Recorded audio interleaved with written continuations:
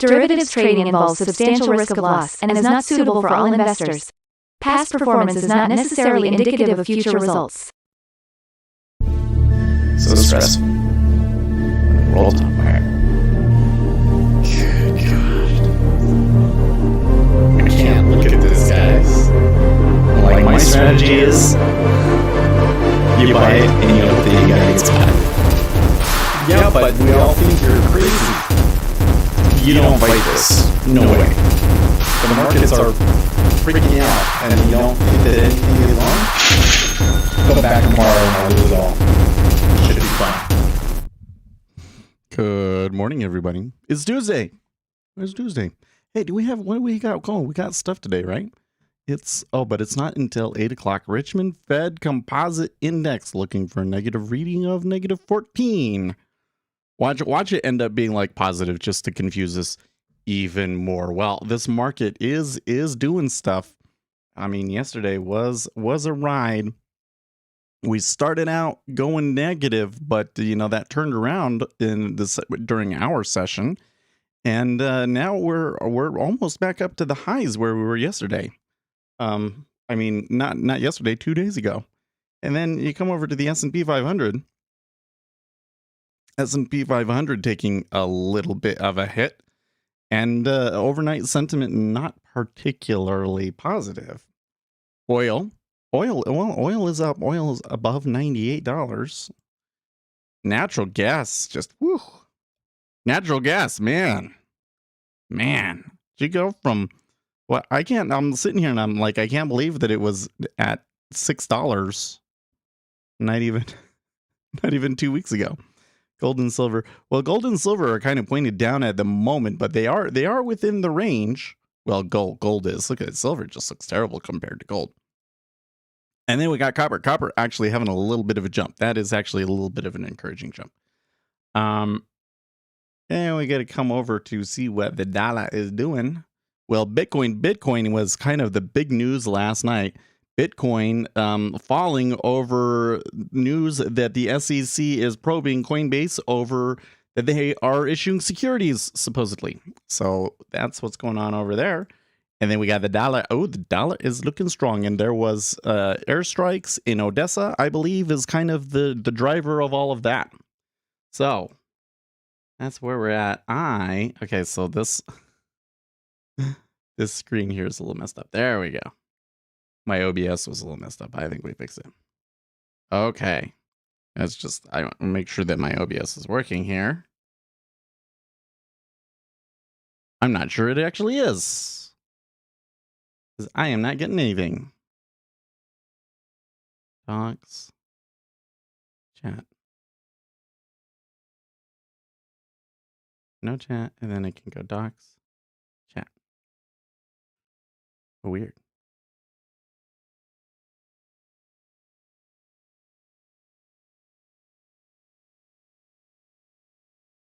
But if I right click in there, nothing. Nada. I don't know. It's weird. Whatever. Do it one more time. Or it doesn't show up. Doesn't show up in my edit chat. What's with that? We are public and everything else. Well, I don't know. We're just going to have to be able to, I guess we're just going to have to deal with it today. Well, anyways, last time, yesterday, we were trying to figure out, a couple of different things relating to this lovely chart that we have on here. And we were able to sort them out a little bit and look, like the price markers are correct and everything. And what else? Oh, and we got the watermark. So I went and I found I had the watermark that I had before. And I remember the problem with the watermark was that it wanted to draw behind on top of the chart. It wanted to draw on top of the chart. So I went and I made one that draws behind. And I think I did a good job. I think that it's, well, we'll see. I got to run it for a day. I always got to run it for a day. Make sure that like we don't get any weird output or anything.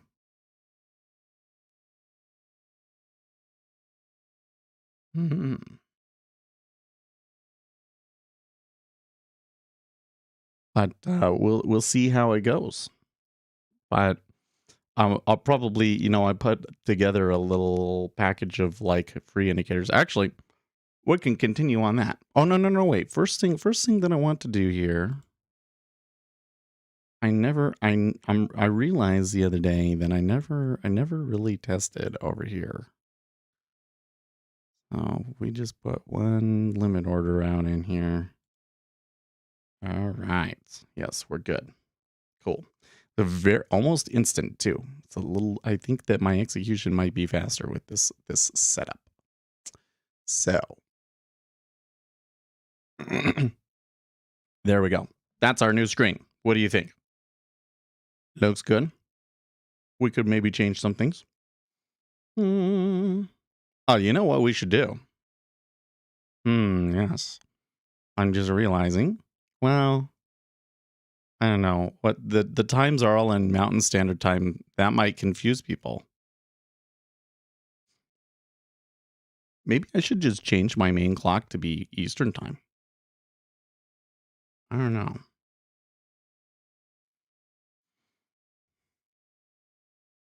I kind of wouldn't mind changing my whole bar down at the bottom to just being multiple time zones or something like that. Nah. I do have this clock here. I forget how this T clock works.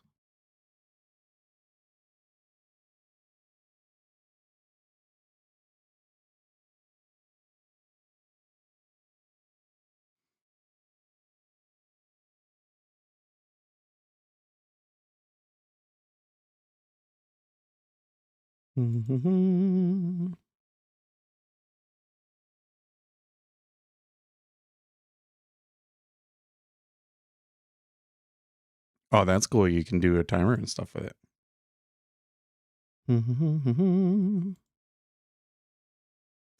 Well, what do we think? Are they going to go? Well, today they've been on the up move. I'm not too sure I have a super strong opinion. So I think that I'm just going to disarm things here. Let's just come back and check real quick. Yeah, we don't got anything. We got Redbook at 6:55. Case Schiller, top of the hour. So house price indexes and so forth, that might help. Although I would expect that if anything, those would be more likely to be dovish things. So now, one thing I was thinking about was I could put the dollar on here, but then I'd have to decide which.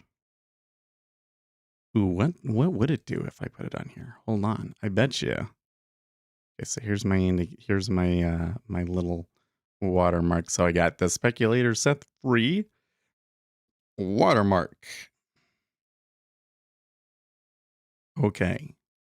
Yep, it puts it up here. Okay. I might be able to make it so that it could put it down in here, but I'd have to look and see if NinjaTrader actually gives me the information that I would need to put it down there. Also, that's interesting that it changes. Oh, right, because So I found a little hack. I found a neat little hack. You want to see my neat little hack?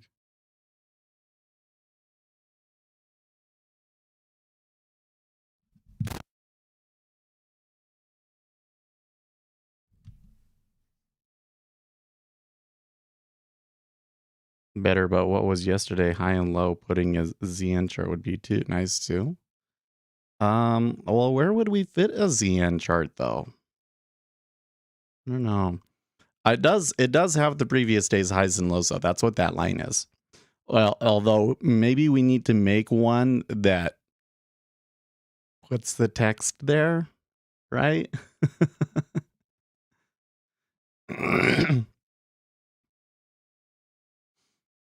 And if I'm doing it for, like a more general audience, I think that I want the 10-year, not ZN. Because people will understand rates better. You know what I mean? Oh yeah. So I was going to show you some code in here.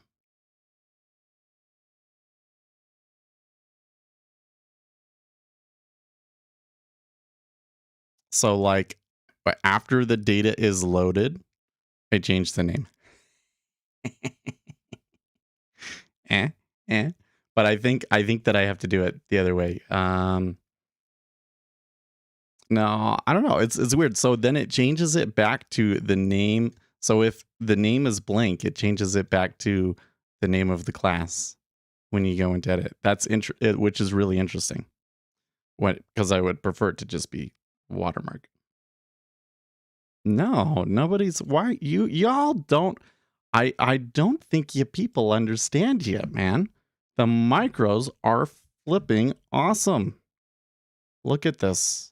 Look, I can come in, I can put in a spread trade. Don't have to worry about convexity or any, all of these, like having my balancing them out against each other. And I'm just can do one here, perfect spread trade. Easy peasy. If I think that the 10-year is too low compared to the others, and it is, frankly.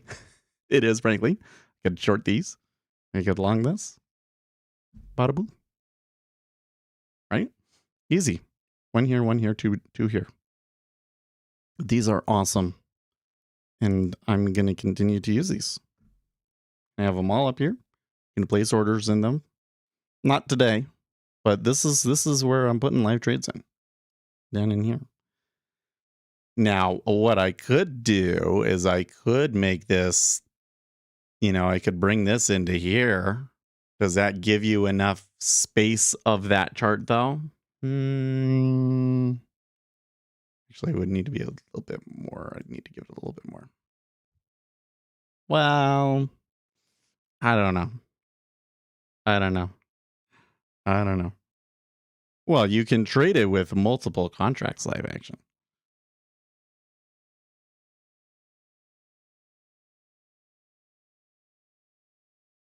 Right there.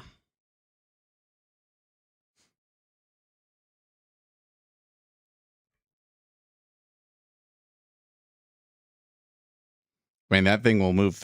Lately, this thing has been moving $50 a day, so you can quickly get out of hand.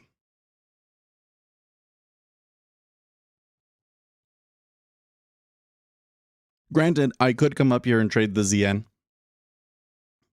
I could do that, but I think that beginners just starting out, they should do the 10-year. I really do. I think it's the best opportunity in trading, and everybody is just kind of like dismissing it because it's small and there's not as much liquidity as is just I think silly reasons. I think it's silly reasons. These instruments work really well. These instruments are very well suited for a small account.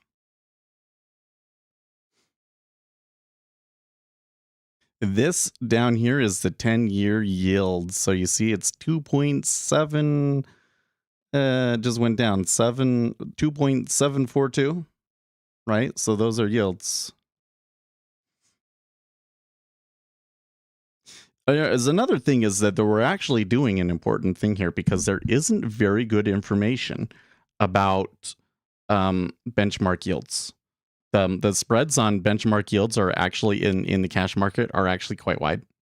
And the historical data is not very good.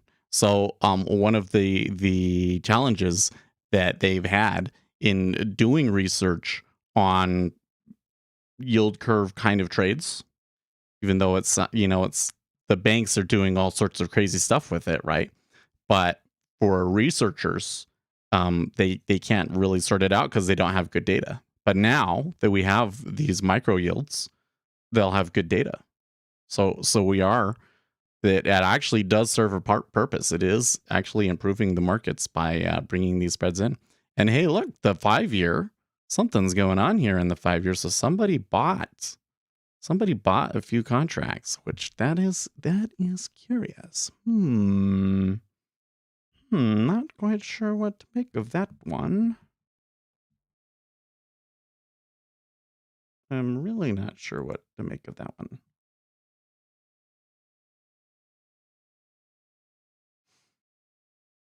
Hmm.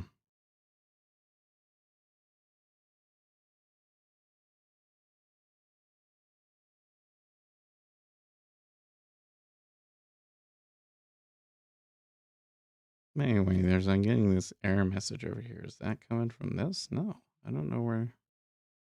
Something tries to connect to the 10-year and doesn't work. It doesn't like it. I don't know what that's all about. Error message. It still really bothers me that my chat doc doesn't work here. Well, I brought one up over here. That's not what we wanted.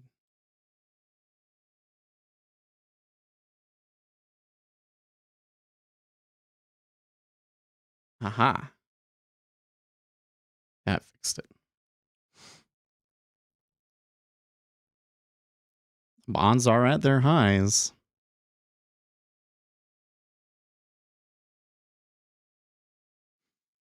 I don't know. Part of the thing I'm seeing here is I'm having an issue with buying into treasuries with yields at 2.7.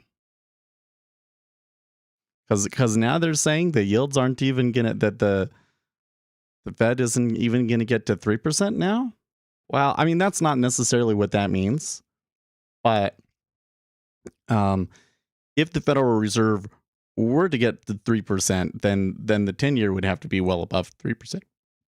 So for them to be pricing the 10-year below 3% right now kind of suggests that it doesn't directly, it's not like a direct pricing of that, but it does kind of suggest that the Federal Reserve is not going to do a 75 basis point hike in September. Is what I think that kind of says.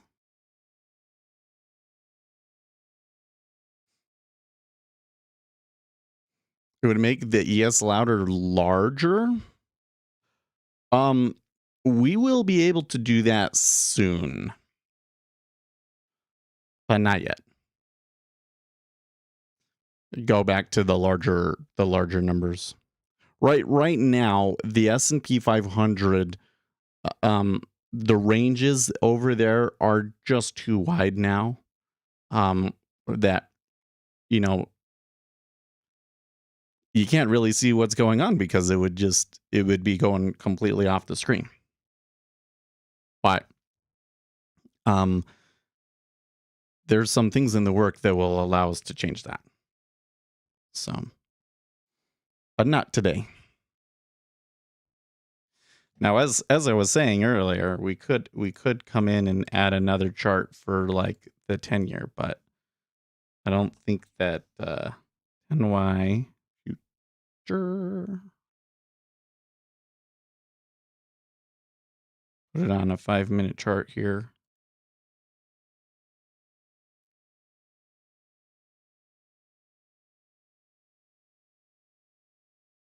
Well, I don't know if that's the way to do it. Candles probably not the way to do that one, huh? Candles probably not the way to do it. We could just do line and close.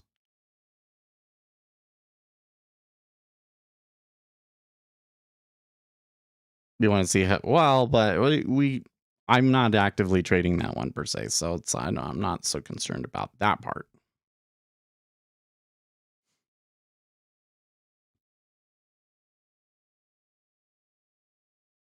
When we get the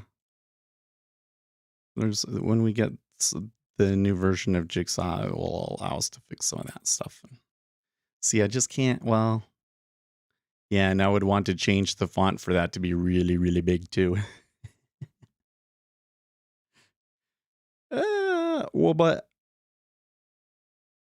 when I'm watching it for treasuries, I'm much more interested in if there was movements that were correlated with each other, if they all moved at the same time, and not really so much that the S&P 500 is like rotating around a spot.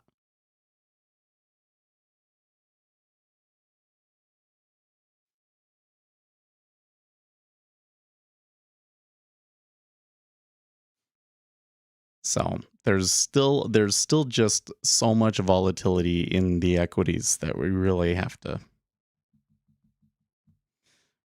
need to have the smaller font still. Like, here's the thing. I can see it just fine. I can see all of that stuff just fine. I still have pretty good eyes. I am getting old, but I am not that old. I am getting old, but I'm not that old.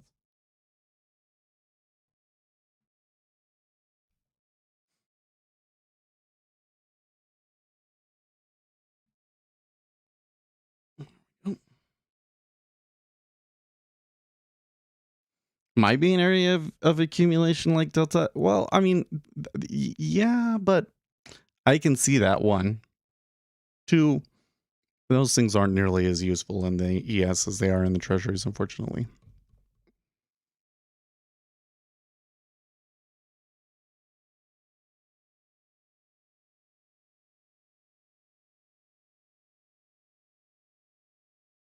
I think one of the things I've kind of discovered that was a little bit disappointing was that a lot of the empirical behaviors that we can see in markets with an order book, um, because of the fractured nature of an index, it kind of runs a little bit differently. I think that if I was to be taking trades in the indexes, I need to be taking them based on some sort of weird behavior that arises as a result of it being an index. You get what I mean? So there could be something like that, but I've never been able to read any such thing other than to arbitrage them down.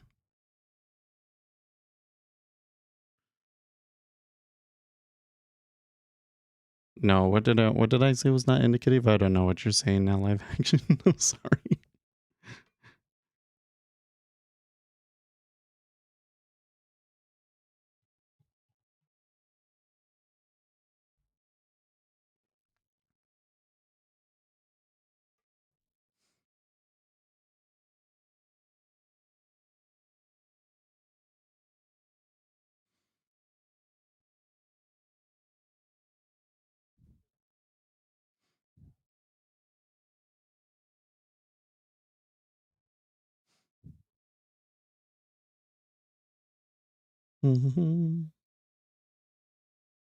It's kind of interesting, this pullback in the treasuries. It kind of looks like they're gonna fall back all the way into the liquidity hole, but I don't know.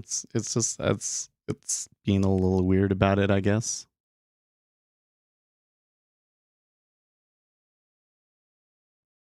Man, when you see it on my chart, you really realize how um slow and range bound the S&P 500 is, relatively speaking, right now, because that chart just doesn't look right at all, right? Anybody would come in and look at that chart and be like, what is that?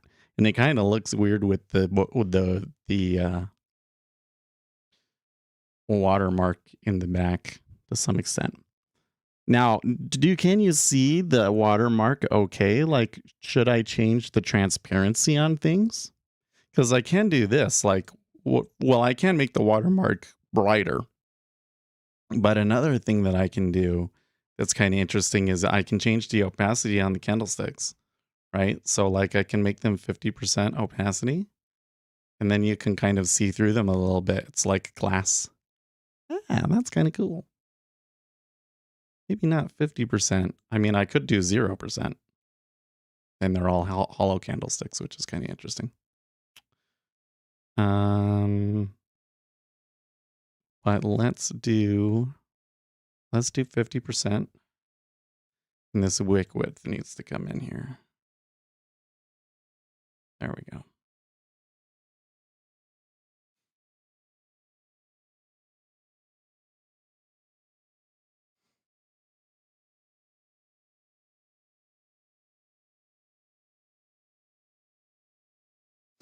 Yeah. Oh, live action. So I'm having a real issue with that. Like when I say real issue with that, I mean like in terms of me monitoring that for trading, it's hard because I get the gas prices for the US. And while the gas prices are going up in the US quite dramatically at the moment, it is not, there is quite a wide divergence between the price of gas in the United States and the price of gas in Europe. And I don't get, I'm not on the Eurex or whatever, so I don't get that data. So it's been very difficult for me to monitor the gas situation. You like that transparency a lot? I think it's really cool. It is quite nice. I will leave it like that. We could zoom in like Mondo big time, right? But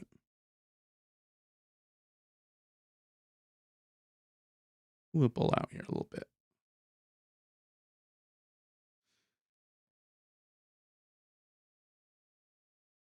And then when they get going, we'll see where we're at. But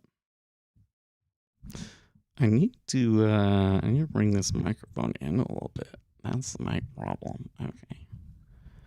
There we go. Maybe up just a tad. There we go. Yeah, it's been really quiet on the ES, Oliver. It's been really quiet.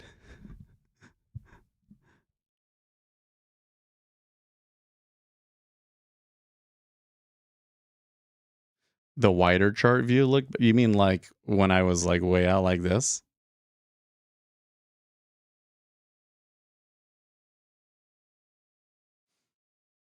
The whole thing is that once they get started, then it will look a lot better, of course, right?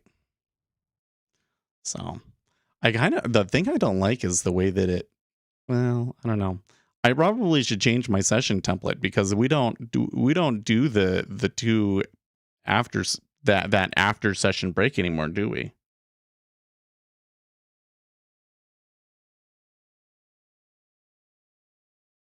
That's the problem I have with this.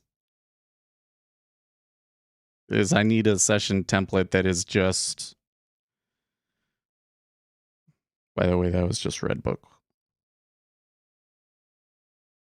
What I really need is I only want this line. Okay, we're gonna change this. I know how to do this. How do I do this?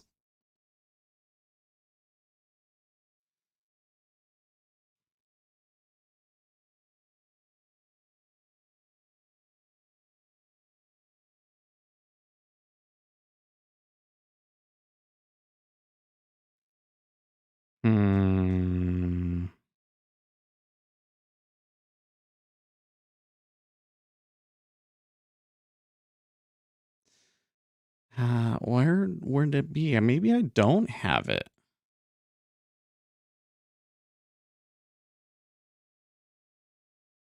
I want one that just draws a line right on the session start, right? Opening range can kind of give it to me.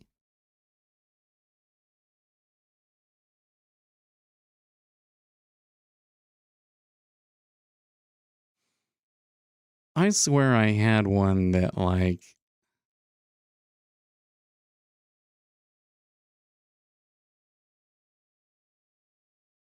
Maybe it's IR time slot.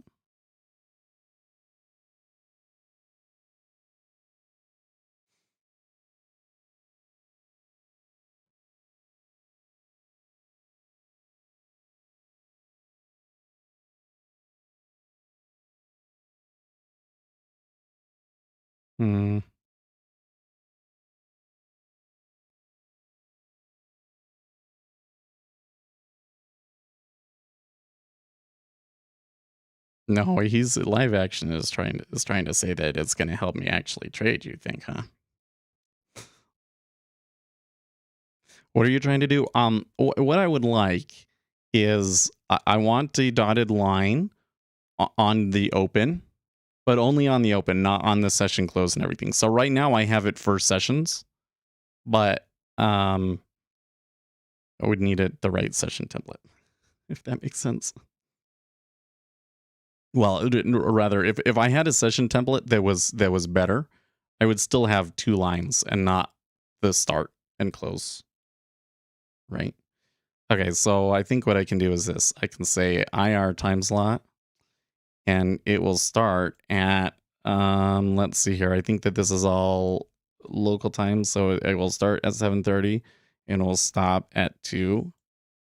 And if I apply that, no. Oh, not at 2. It doesn't start at 2. It stops at 14. There you go. Okay, so that's the active session, right? Now, if I change the time slot color opacity to 0, you can't see anything, right? Oh, no. It still draws the lines. It still draws the line, which is what we want. And then, so then I can come to the data series and I can tell it to get rid of the trading hours break line. So we'll just make that transparent. There you go.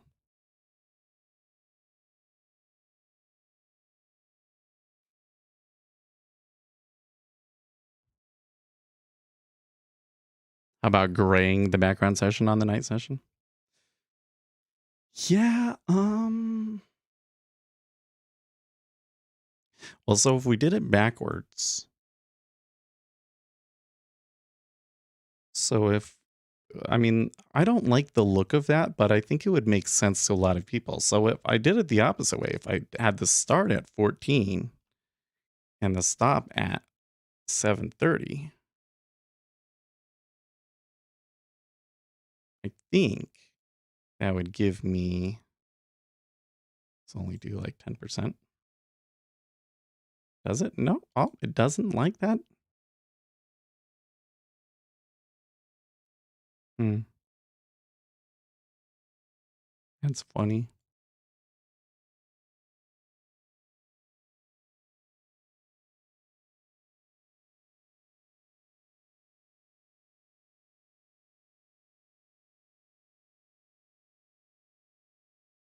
Hmm.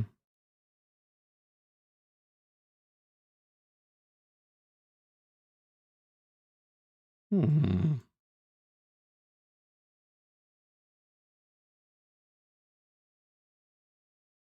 I'd have to add 2 of them.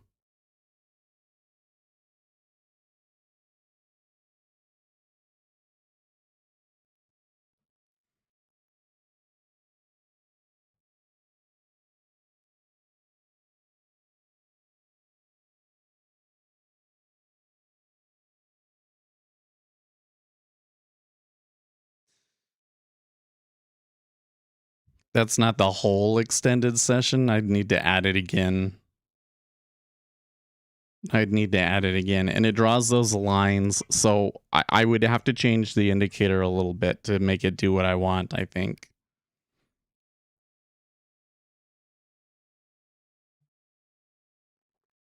Les is probably putting those on as lines.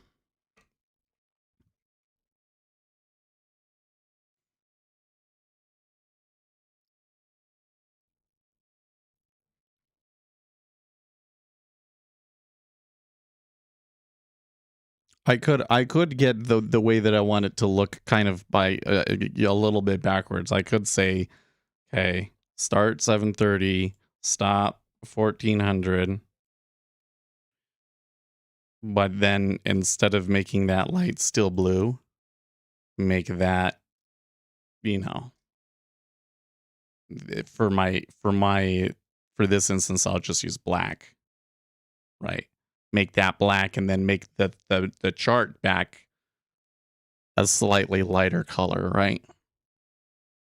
But the interesting thing is that, the ES is that the period where ES is active is actually quite low, right?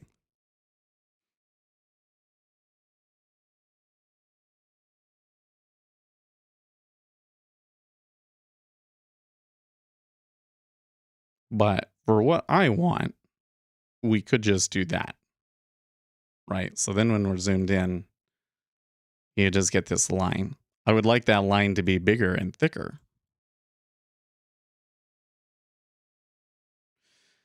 S&P 500, not liking the Case Shiller. Let's see here. Case Shiller was 20.5. All of those house numbers were in line.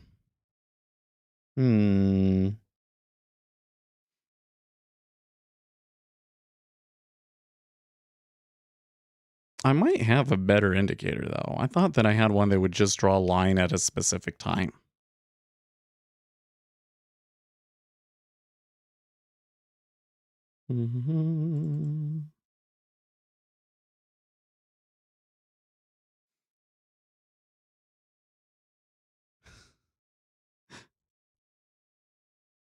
Well, but the thing, though, is... so here's the thing, live action, about the chart layout, okay?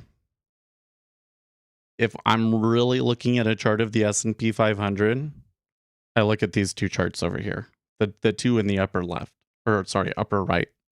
So I have a 1 minute chart and I have a 5 minute chart. On my 1 minute chart, I have an indicator to show me autocorrelation, and I have an indicator to show me how it's doing compared to the NQ. And then I have a super smoother on here and the average true range stop.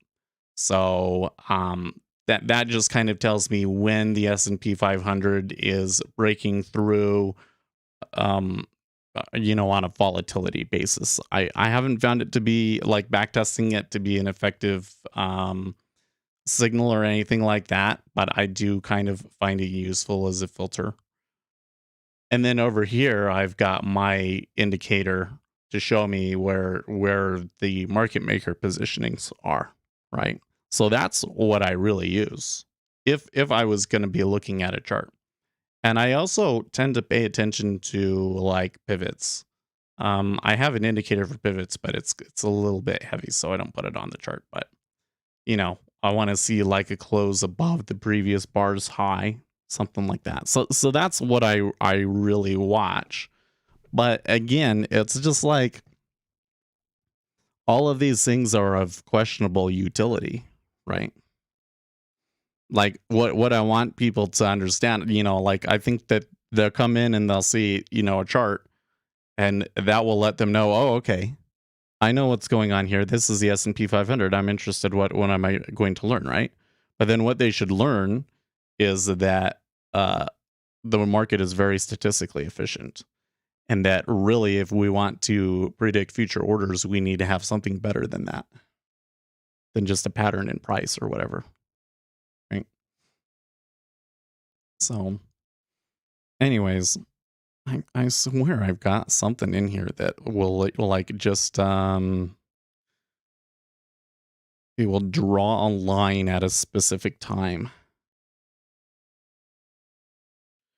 Are the horizontal lines on your chart? Which horizontal lines are you talking about? No. On this chart, sorry. Again, upper right. That's the one that I look at.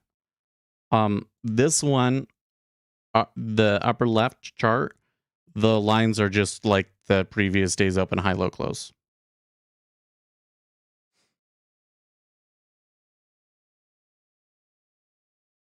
Yeah, no, that's the previous day's open, high, low, close. Yeah.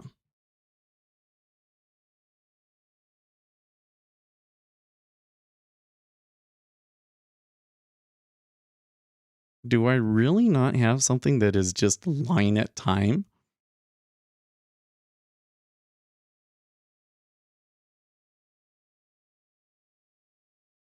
Drawing example.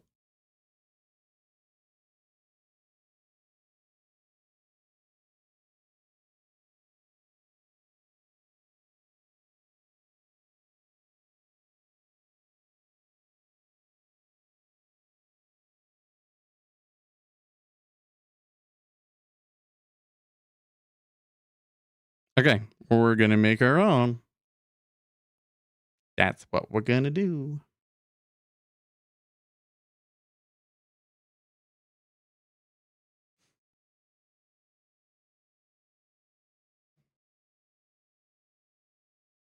I'm gonna take this. Let's see here.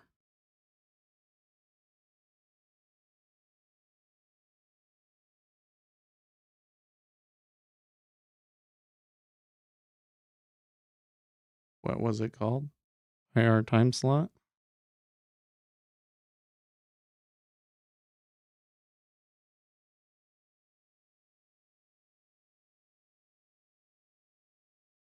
That's a weird error that I've never gotten before.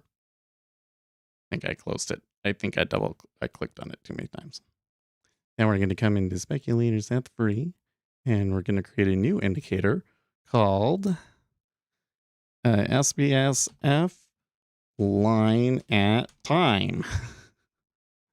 Generate.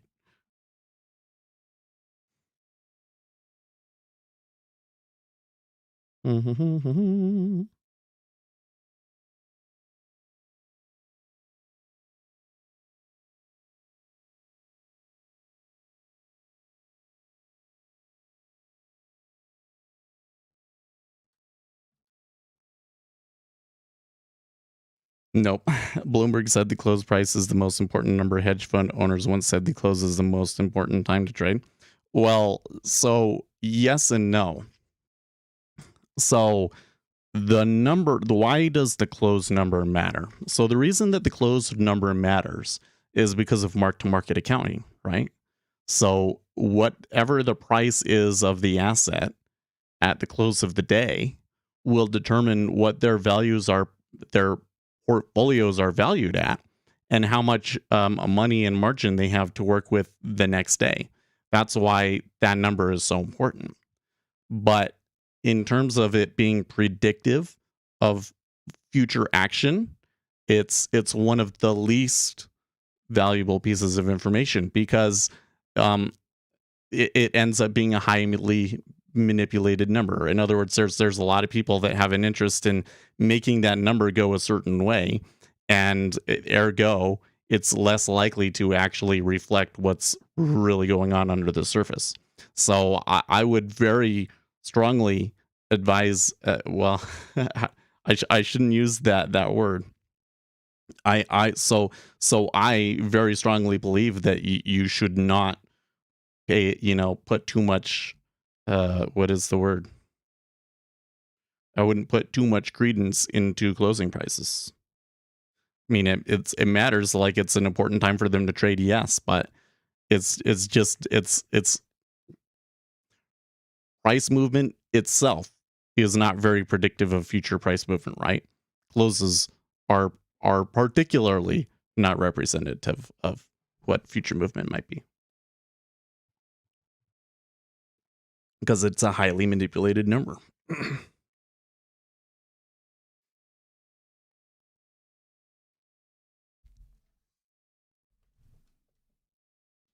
Okay, so let's change.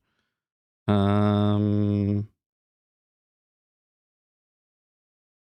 just do this hour and minute. Hour and minute. We don't need opacity. I don't know why they did this stuff. That's kind of annoying.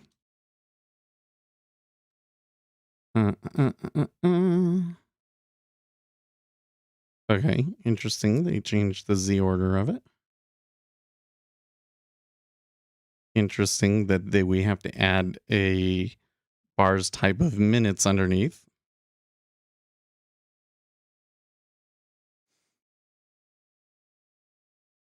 I can see it holding overhead resistance all night. Well, okay, but let's design a statistical study that gives you something that you could actually trade off of. Okay. That doesn't prove anything, right?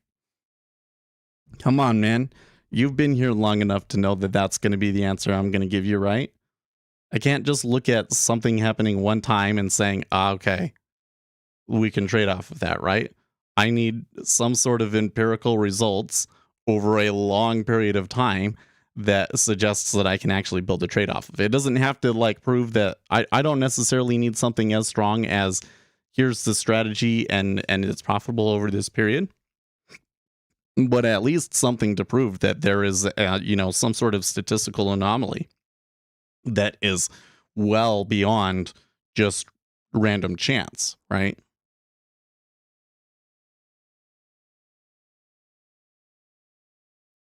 So the way that it's doing it is with is it doing a draw region highlight.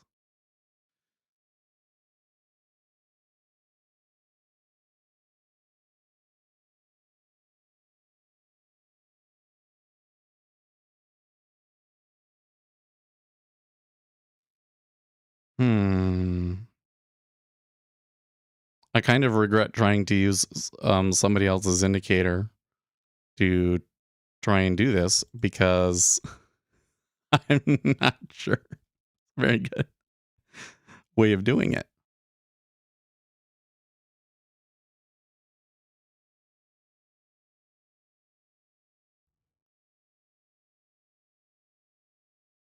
The problem with that approach is market conditions differ each day, not that it can't be helpful in the right conditions. Right, but you can filter, right? You could say if volatility is less than X, then it will tend to stay above or below the previous day's close or whatever. Like one of the things that's kind of difficult about like price levels sort of stuff is that how do you prove how effective a line is? Like how do you generate a statistical measure of how effective a line actually is, right? Because you could have a line, right? And you'd say, well, price tends to stay below that line. But then if price goes through that line and then it comes back, right? s- That will happen a lot because it'll go through it and it'll come back. So it's not able to get over it too much, right? So there's kind of like any time that like the thing is that any specific test that you can do, just kind of reduces your number of data samples essentially. And so there's no way to really sort out like, yeah, the line is actually doing something or that it's just our own confirmation bias, right? That we'd need to have some sort of a scoring system to say that the line actually matters. And the thing is that from my own experience, when a line does matter, what it really does is it just makes it chop around that line. Like so the way that I've based my trading approach is essentially looking at how block traders trade and trying to anticipate what they're going to do, right? So for a block trader, they don't necessarily care what price the S&P 500 is at, right? They just care, here's the asset that we're trading here that we need to acquire, here's how much we need to acquire, and here's the prices that we need to acquire it at, right? And then they have all of their math about how it's going to work. So I can look for the behaviors that indicate block trading is happening, right? You can kind of see those after the fact. So I'm going to predict what they're going to do and then look for those signs of confirmation. And that's how I do it.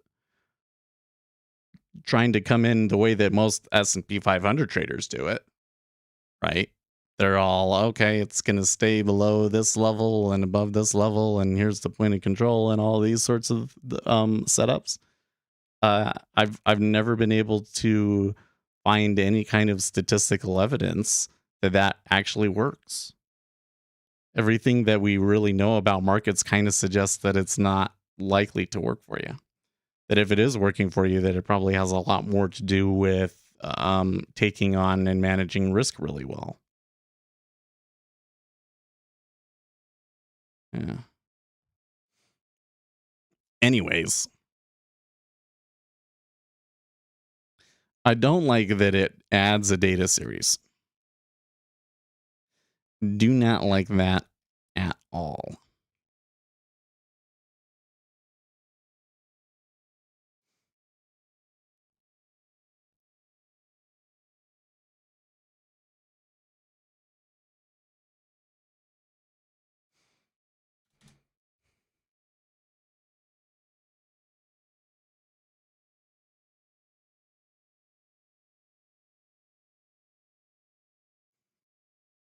Let's see here. What's the best way? There's a bunch of different ways here to, determine times.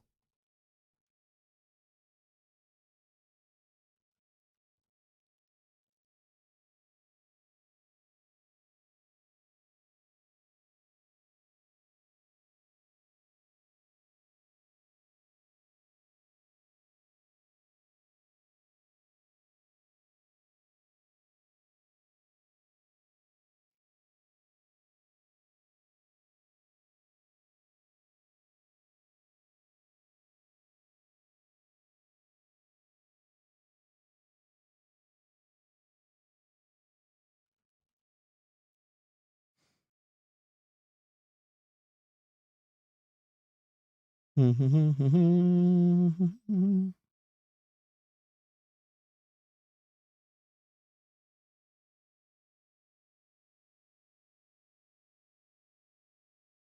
I'm just going to do it simple, okay? I'm going to say I will take some of their stuff from here. I want the properties. I will do this. I'll take this bit right here.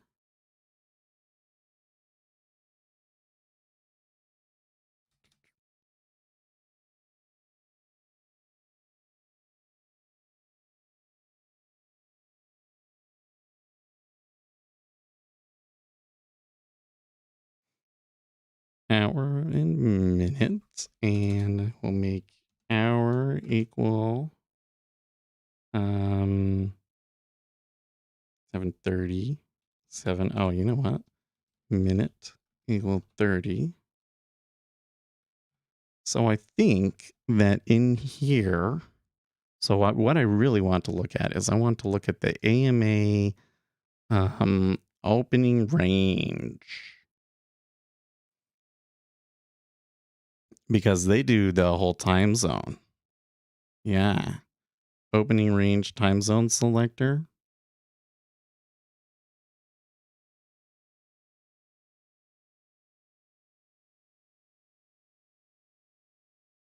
Actually, how does that work if we come in here to indicators?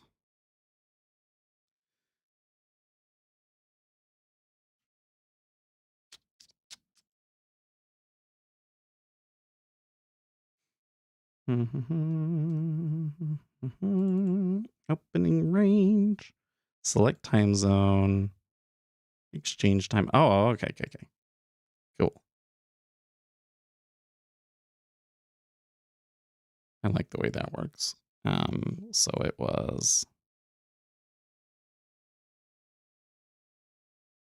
Oh, they made it. They have an enum somewhere.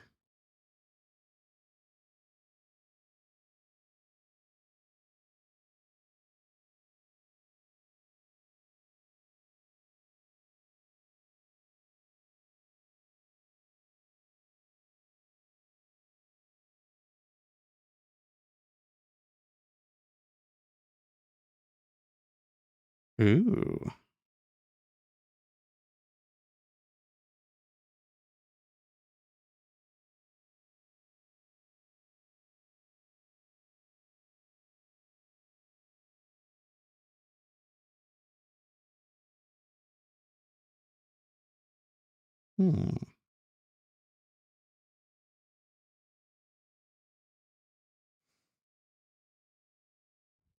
Let's wait for that part, okay?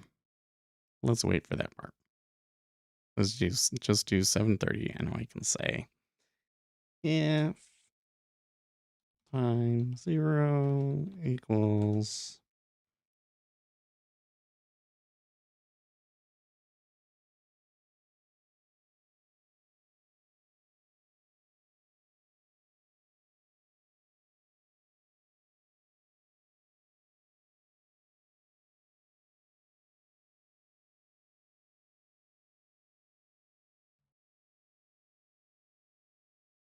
Hate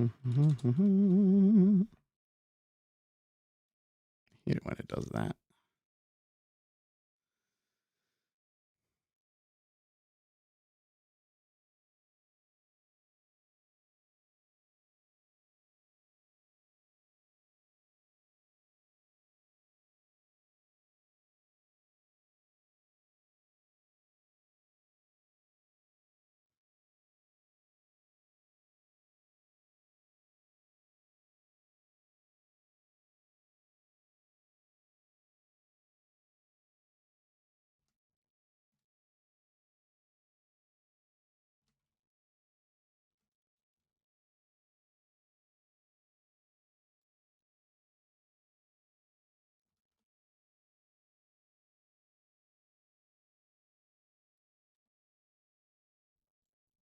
Way I'm doing this is maybe a little janky. I'm not so sure if this is the most robust way of doing it. That's why I was kind of looking at other people's indicators. Calendar might speed up the market here a little bit. I am kind of thinking that things might be a little bit. Would it be nice to have a graph of DOM movements? What do you mean by that? So having you talking about like something like this. The kind of a heat map of the DOM.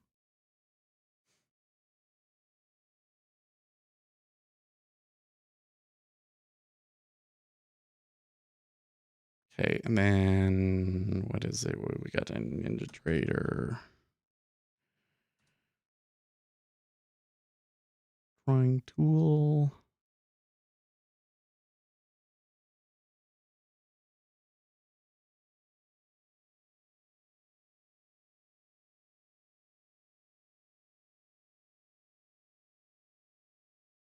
Draw vertical line. Owner, tag, date, time. Oh, cool.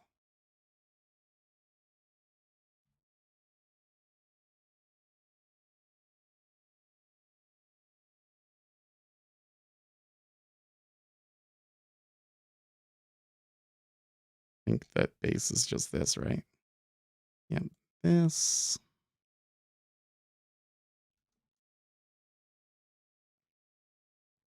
Um,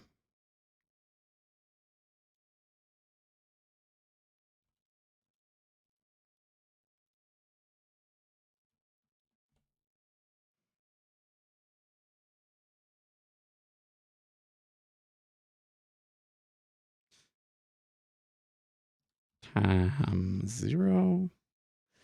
And then I think we also need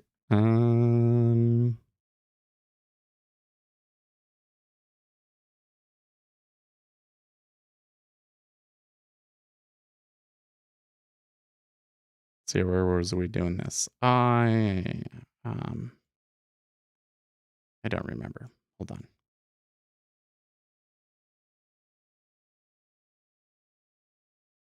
Oh, it was right here. Can you do it with the stroke?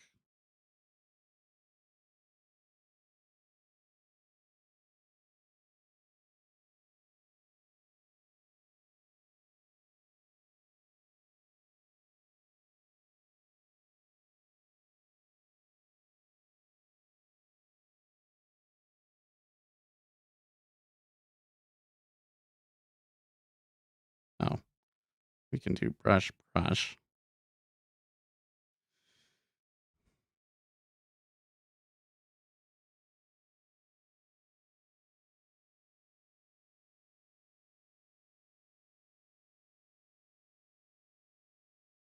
Don't know what the deal is with this.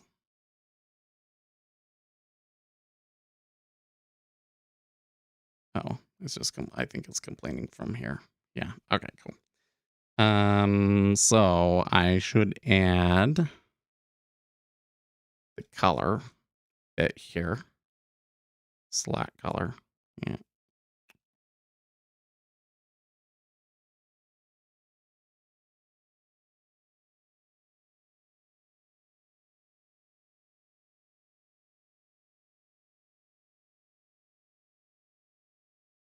Yeah.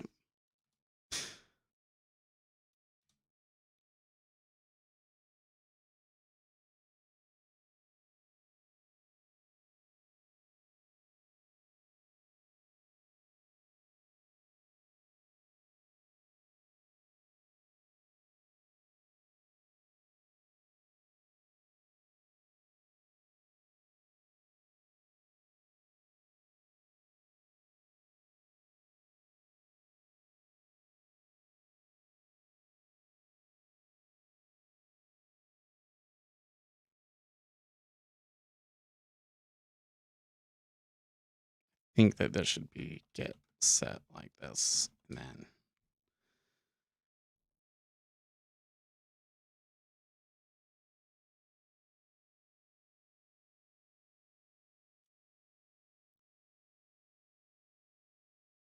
we can call it line color. Line color. Line color. Blah, blah, blah. Okay.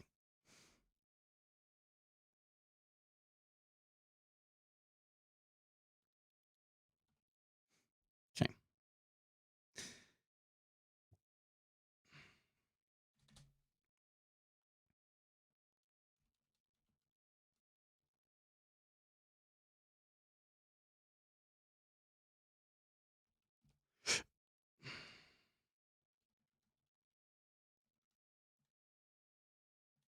And then public and width.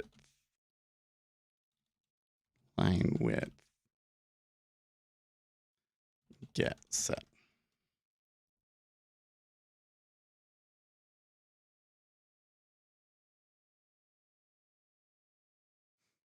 I don't think that I need to give it properties, but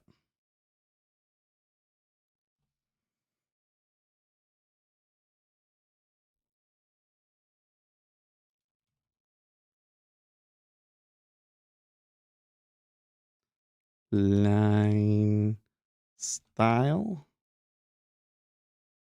comma width, like that.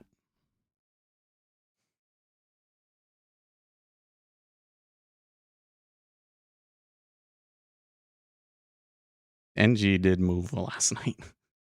The explosions in Odessa seems to have really yeah. Oh gosh, I misspelled did that.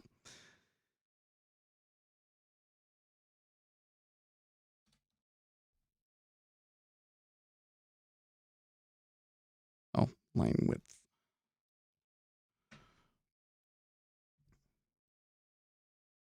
It's kind of weird because yesterday it seemed like the market overnight was largely positive because of that sort of stuff. And then, oh, how is this? Is it current bar? Yeah. Okay. Like yesterday, we were kind of started up at the beginning of the session because of like Russia comments and stuff. And I was like, well, okay, I don't really understand why that means that. And then now today it's like the exact opposite. And so like yesterday it ended up not mattering really. So I kind of wonder if today it ends up not mattering really.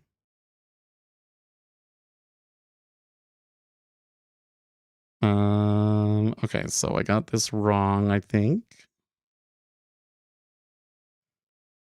Base string time rush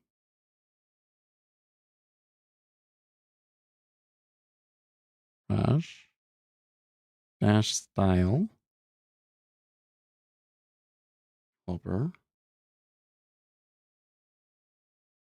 width. Oh wait, does it have to have drawn price panel too?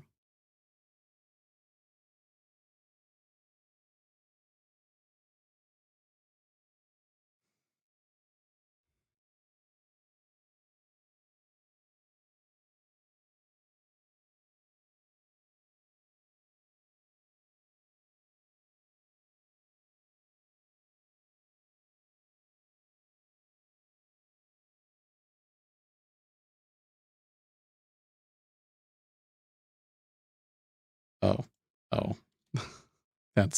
That was a dumb error. That was a dumb error. Well, the treasuries are still pushing up quite aggressively here. And again, I'm not sure.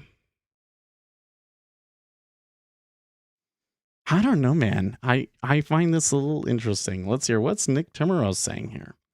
Traditionally, guidance has been used to ease policy, especially when interest rates are pinned at zero and there's no room to ease by cutting further. But one innovation of the current cycle has been the use of guidance to tighten financial conditions.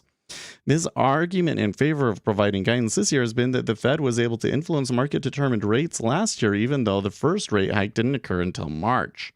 Powell at Central last month, people will look back on this period and say that we were able to have financial conditions tighten quite substantially, and we've only had 3 meetings at which we raised rates. Some say even though the Fed was wrong-footed by this guidance in June, the tool has still been useful on net because it has tamped down large bond market swings. It would be beneficial to reduce the volatility to the extent that the Fed is able.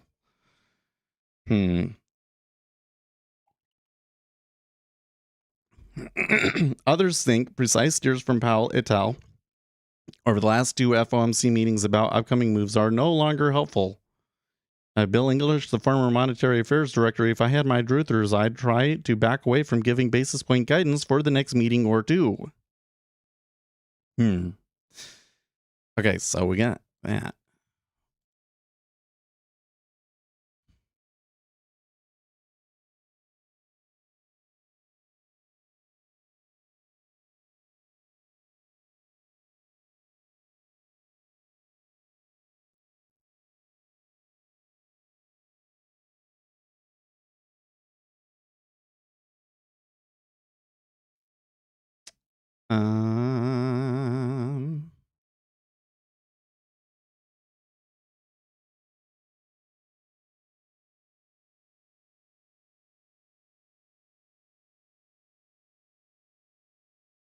Okay, so the line style helper thing, it doesn't work.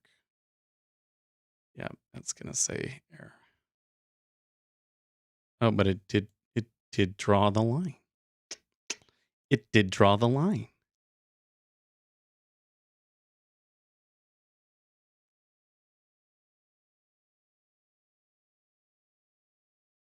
Yeah, those two. Octavia's just pointing out there's 2 large orders there at 16 and 15.5. I mean, there's some pretty big bids way down the bottom, but those ones are just kind of where you would expect to have there. There's nothing really above that.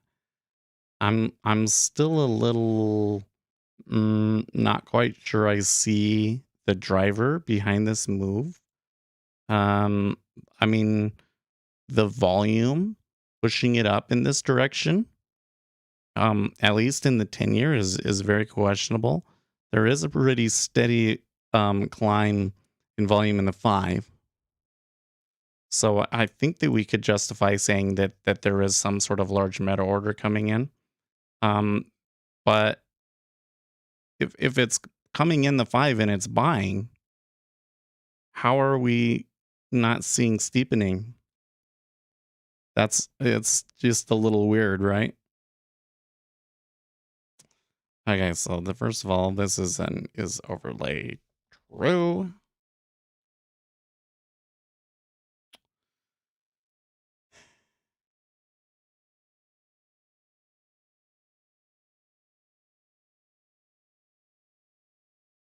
Oh, dash style helper is an enum.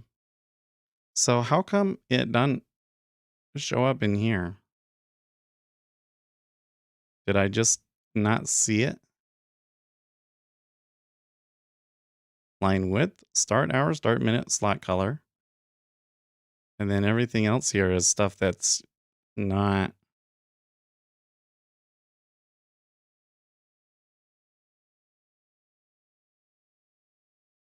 That's a little odd to me.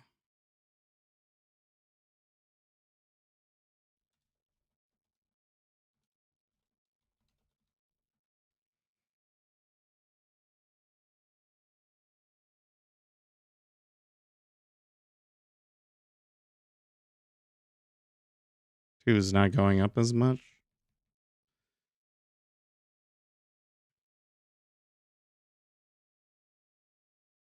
I mean, something definitely is happening here today. I'm not quite sure what it is. It was not something that was expected.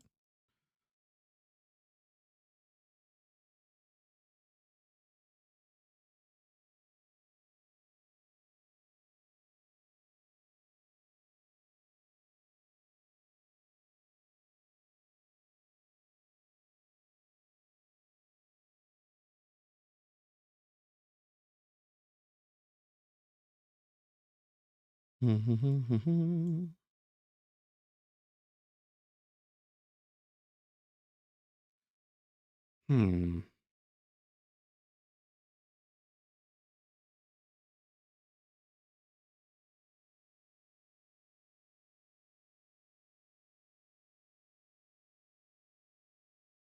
Oh, I know why it is. I'm being dumb. Public. There we go. Durr. Okay, I think that we do need these things. So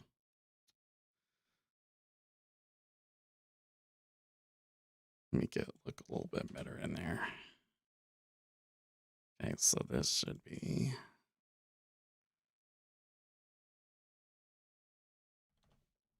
line style.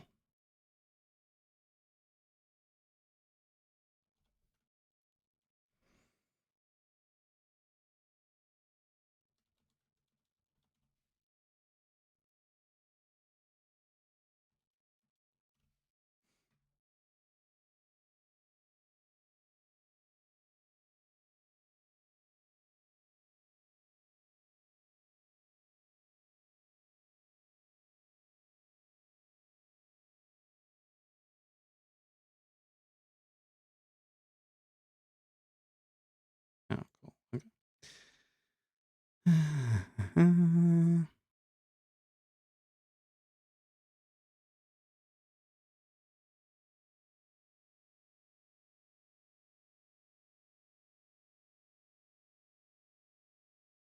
Line it time. There we go. Now I can say light gray, dotted, width of like 4. Now let's try 4. Da, da, da, da. Like it. Okay. So first let's put those in. I don't know if light gray is actually the color that I want though. What color was I using over in here for the data series? I don't have it set anymore, so I won't be able to see. Okay, so hour minute. And then what was it? Line color. Okay, I called it line. Line color equals brushes dot gray of some sort. Line style equals line style help. Oh, line style.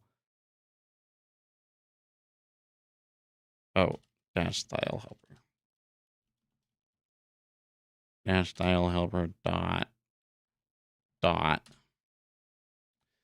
line width equals 4. Right. And else if state equals state dot data loaded, name equals dot dot.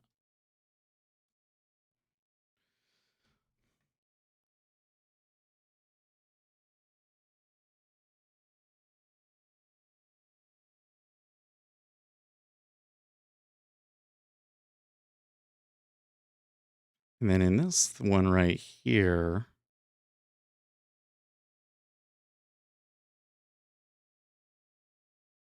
and they can, well, they're doing it in configure. I think that I can do it in here.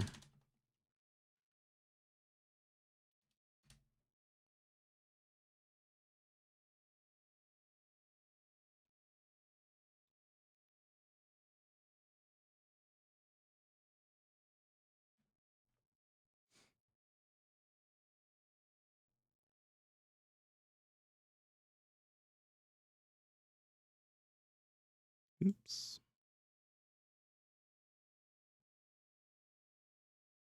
Well, so far S&P 500 not doing anything all that interesting on the open. So I'm thinking that it will be like whatever the news is at the top of the hour will be a pretty big deal, right?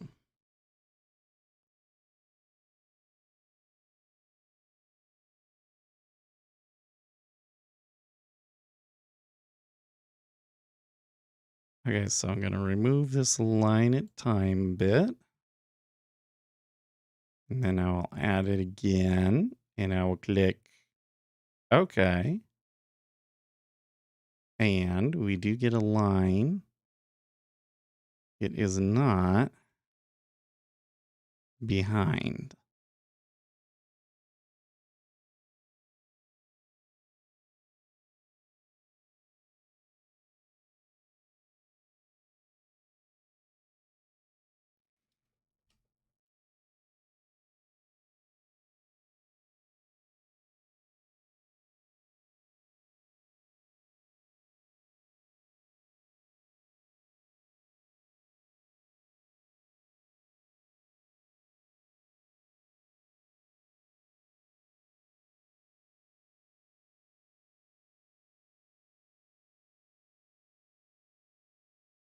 Hmm.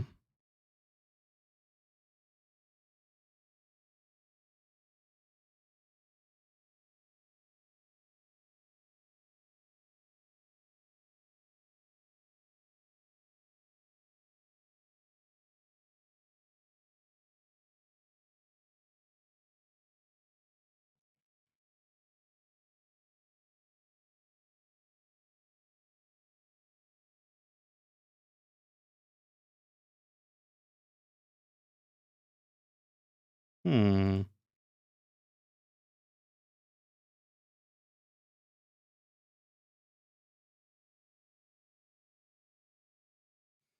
They're gonna make me do it the hard way, aren't they?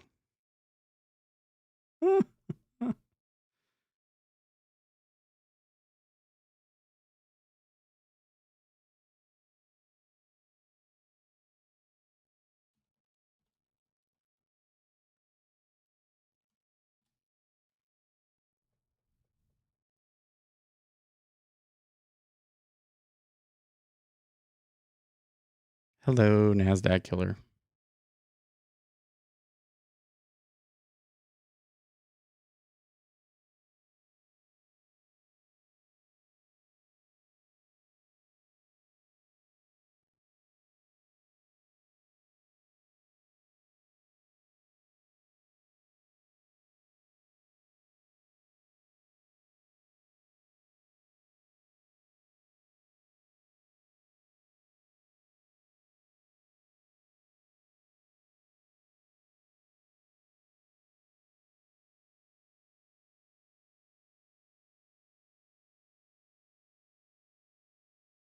Hmm. So now I'm going to pull this over because now I got to see if I can figure out the Z order on this one. Because for drawing the text, I couldn't change the Z order, but maybe...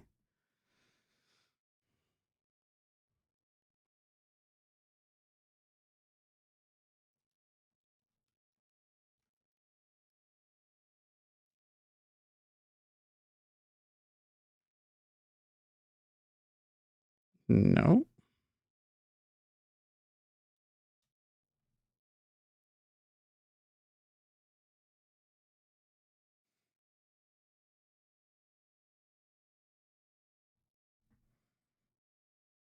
Draw on price panel.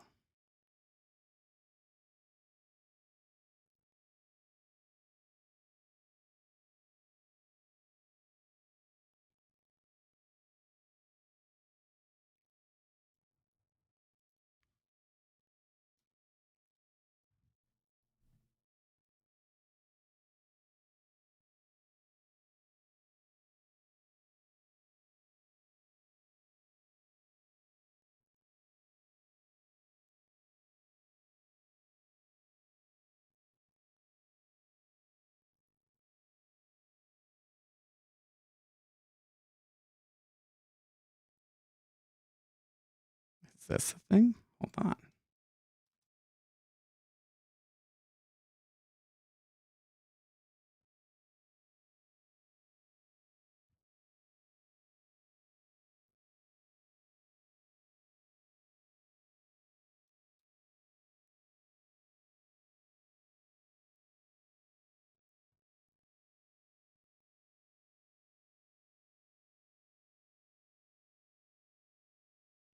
I saw you last time in the video. You look pretty tall. I'm just average height. I'm just 5'9", maybe 5'9.5".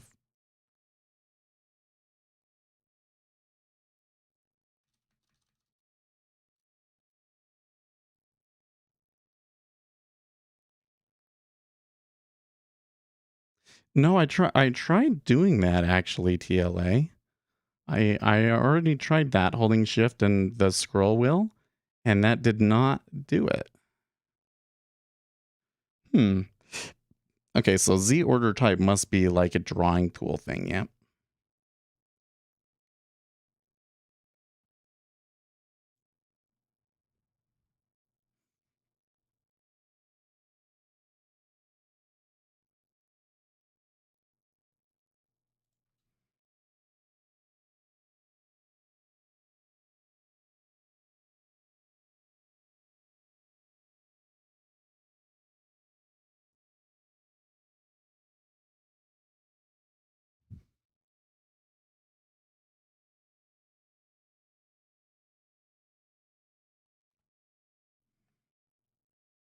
I seem to recall going through this yesterday that it was like you could set the Z, all of these different things to set Z orders. It didn't affect the line.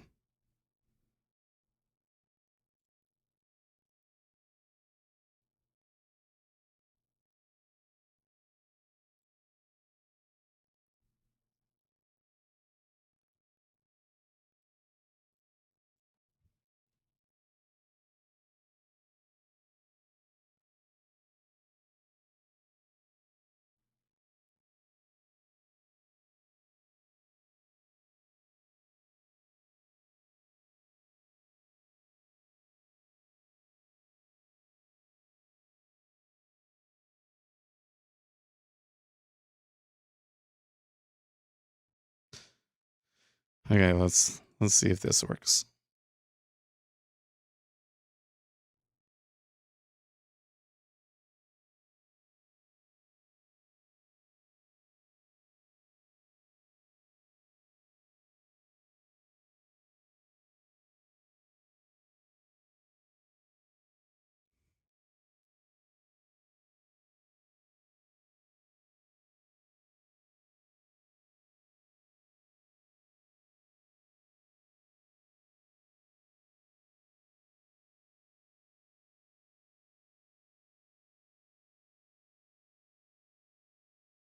Hmm.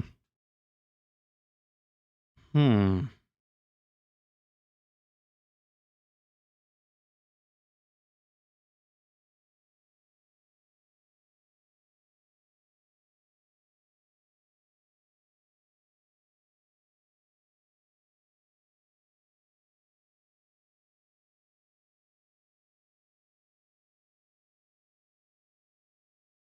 What is this? Ninja Trader 7? Yeah, it is. Ah, that's funny.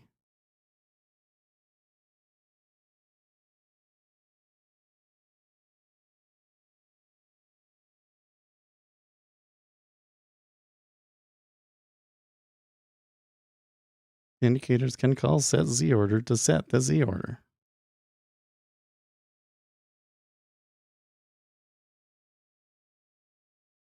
Where was I setting it? On data loaded. They're saying that you could set it within historical.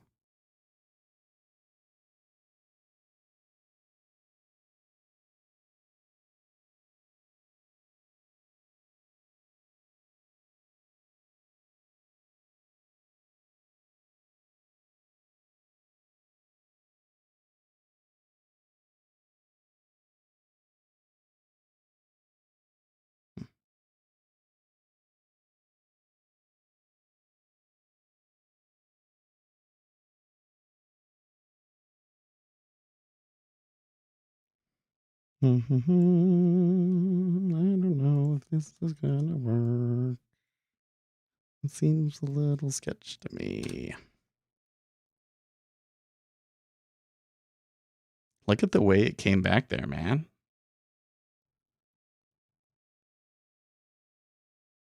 See, do you see why it was when I was like, well, this is a strong move. I'm not sure I understand it. Think it's best to stay out. And look at that. Look what happened. Huh? This is how you prevent yourself from getting thrashed around, right?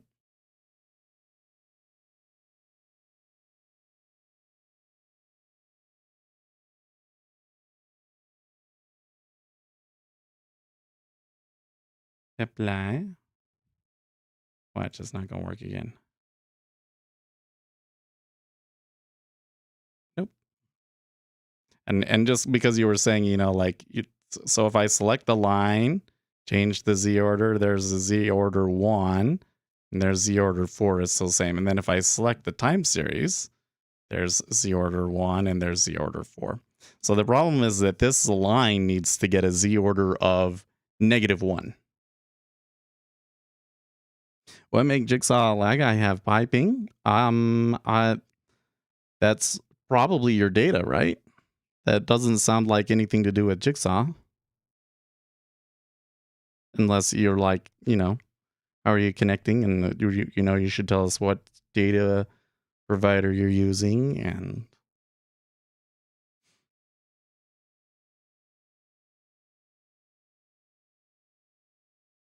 so I should search NinjaTrader 8 vertical line Z order.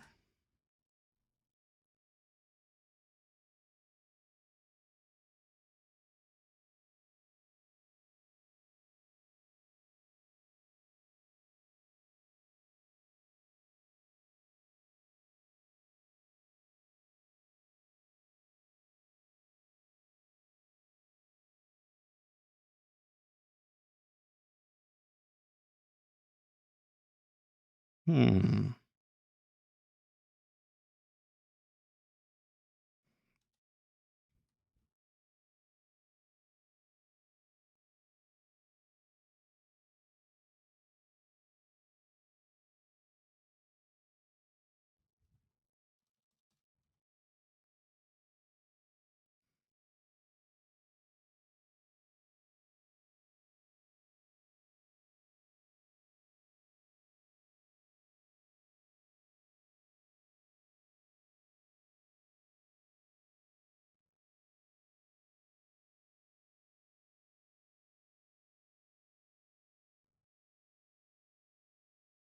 Now I'm getting something that's a little bit more like what I was expecting, but their example is with a dot, which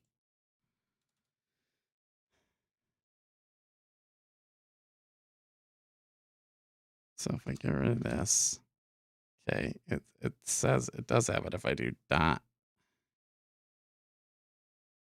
is separate Z order.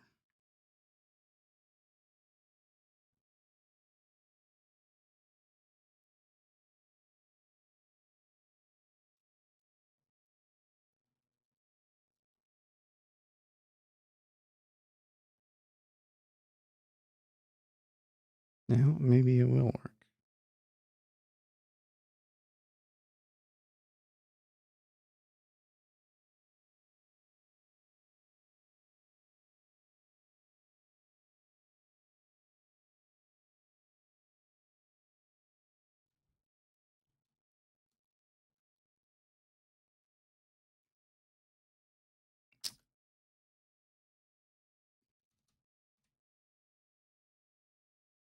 I'm gonna be surprised if that compiles.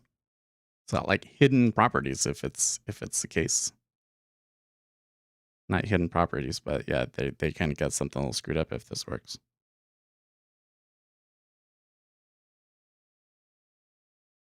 F5.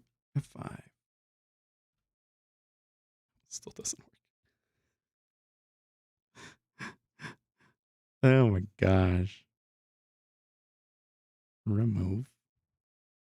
Apply. I hate how that breaks it. I need to figure out why that breaks it.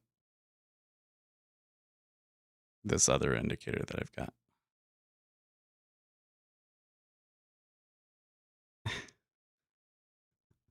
But it did actually work. I mean, like it compiled the oh, where is that? Oh, okay, that's just the line thing. I was like, what's that little dot on that candle right there? Okay, I should probably stop messing around now and pay attention, right?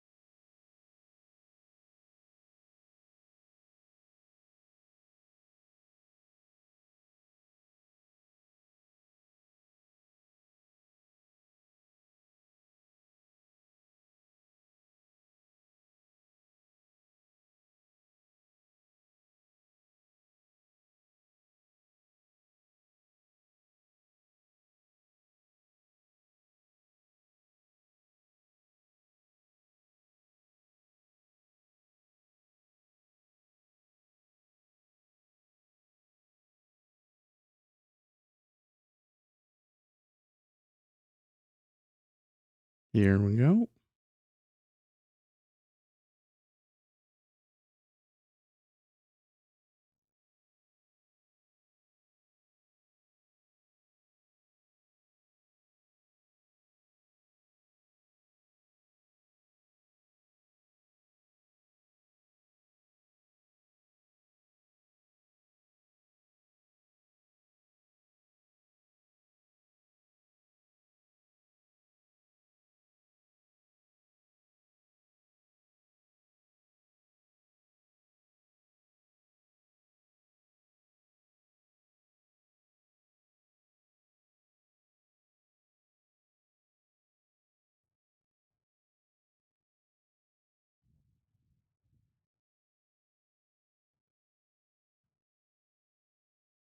Okay, new home sales are not very good. But Richmond Fed better than expected at 0 versus an expected negative 14.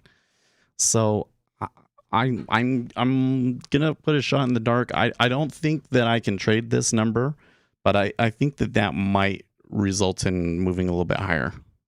Because I think that the new home sales number being really bad and the consumer confidence being bad outweighs the Richmond Fed Composite Index. And the Richmond Fed Composite Index being higher than expected, it's still 0, so it's not a good number.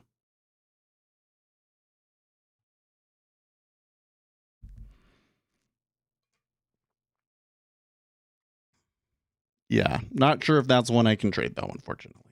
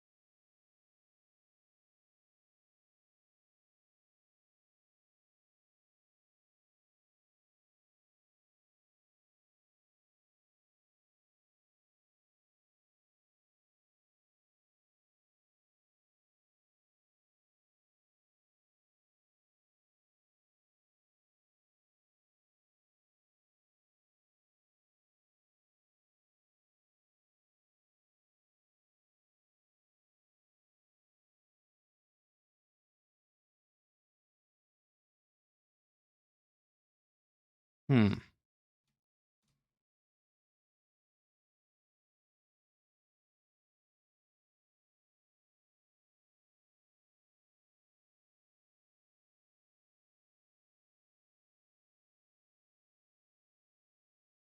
If you're taking this approach, I would suggest adding code that fetches the Z order when the object is drawn,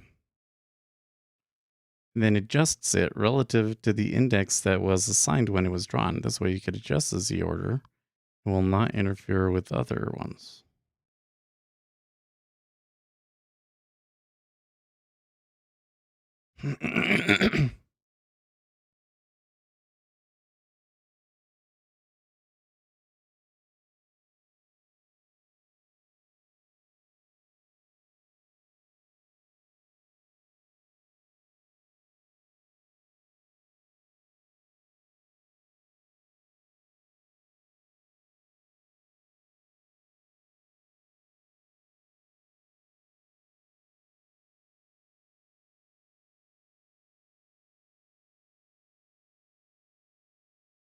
Something must have changed in their API, and they haven't like said anything yet because it's not.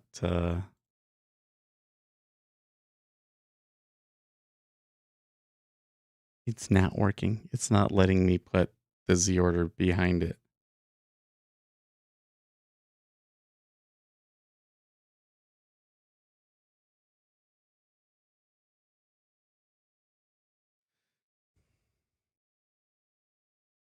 Let's see, when I come in here and I do Z, well, you can't see, but if I do V dot Z order, I get nothing. Set Z order -1. What about that?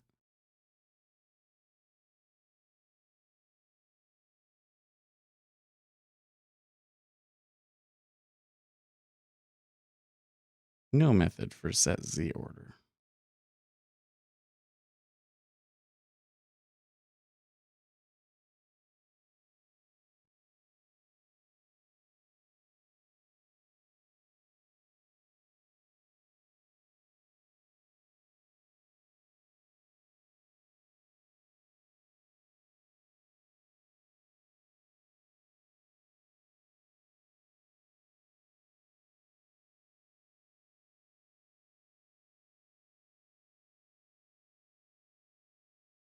And here in 2021, it is not possible to set default Z order for chart objects.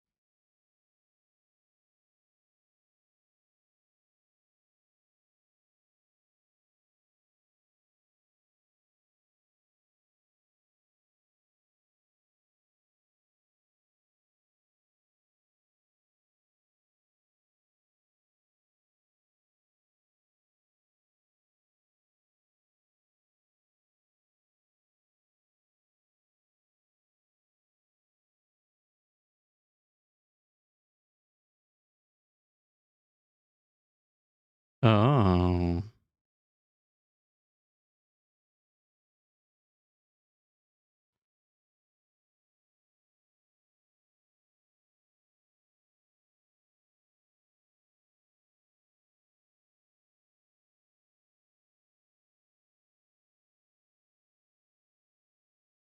They made a video.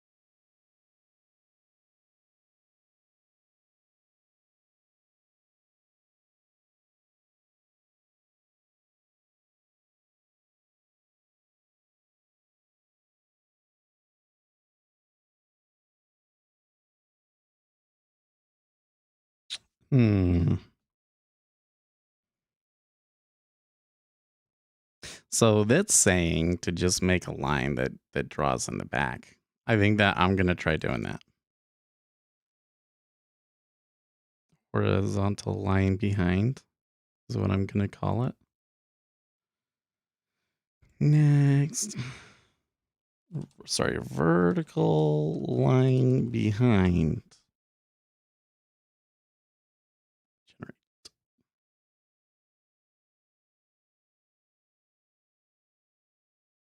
And it will inherit from a vertical line, except for, in the defaults, I'm going to set Z order type. Z order type equals Z order type dot draw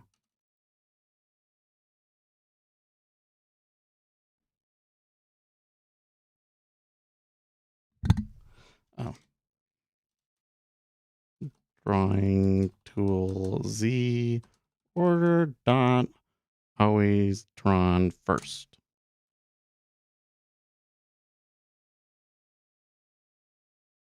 Compile.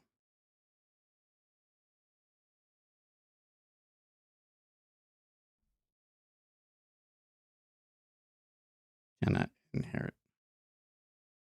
Wait.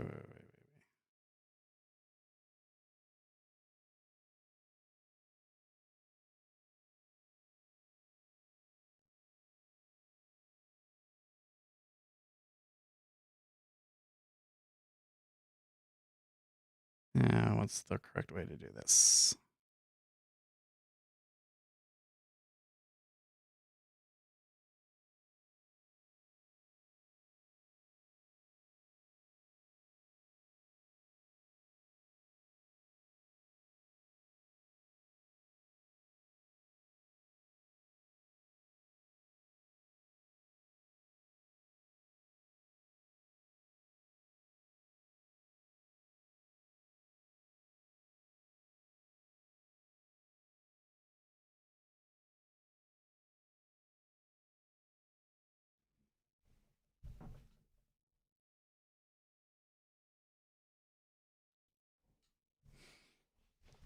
This code that he's got here is interesting.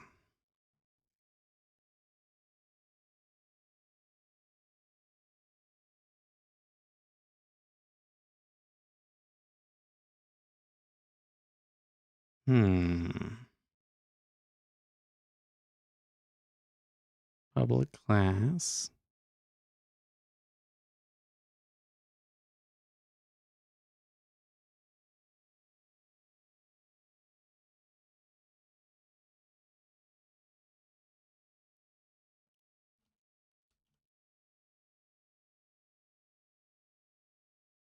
Set defaults.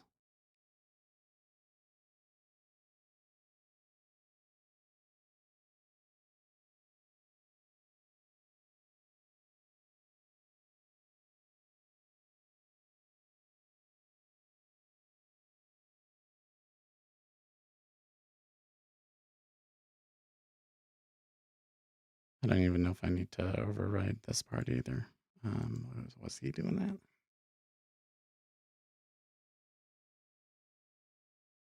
I don't think he was. I think he only had this bit right here. So if I get rid of all this stuff, will it let me inherit from vertical line then?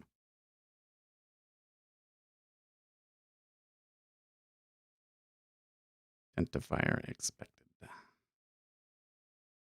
All right. Forget about that crap for now.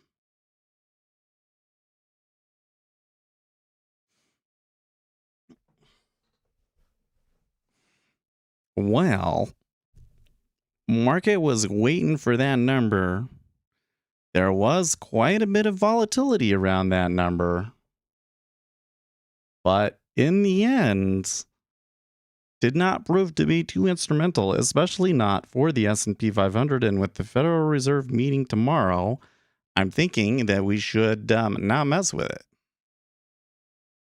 Okay, so now I have vertical line behind. And if I click it, does it actually put it behind? It's impossible for me to tell.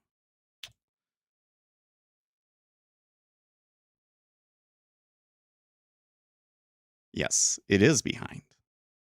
Okay. So if I then come in here and I do vertical line behind, does that work?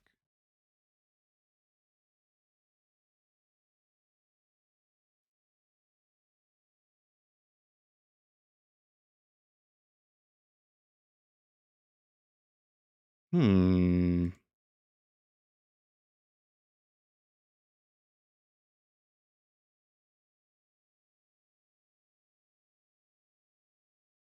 So how do you use a custom um, drawing object in your indicator code?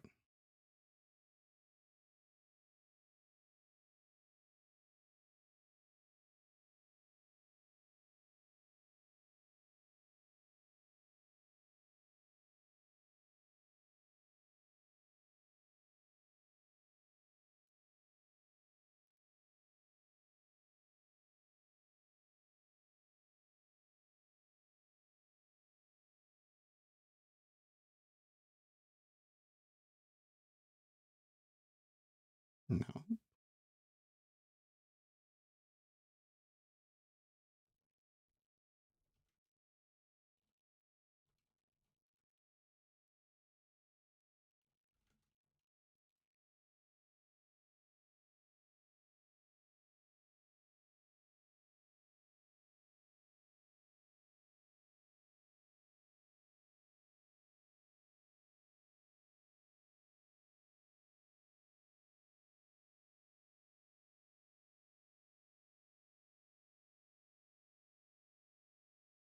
There we go. Using a custom drawing tool from an indicator.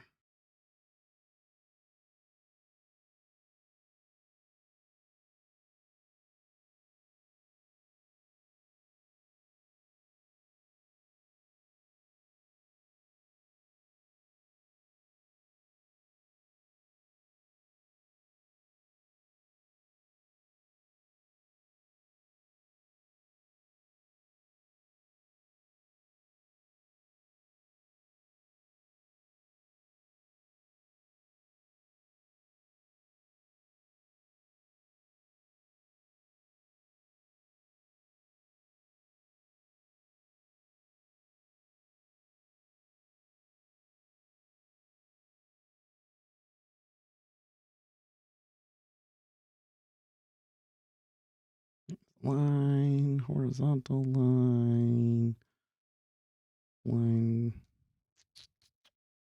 Dum, dum, dum, dum.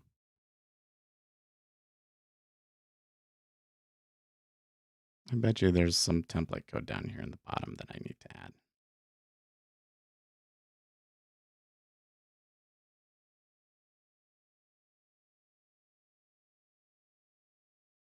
Ray. Yeah.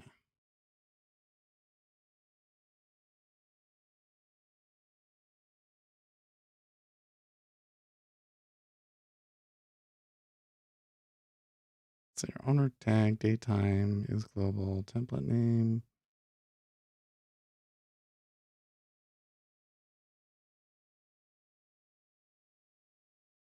Man, how many do they have to make for it? Okay. Brush dash style helper width.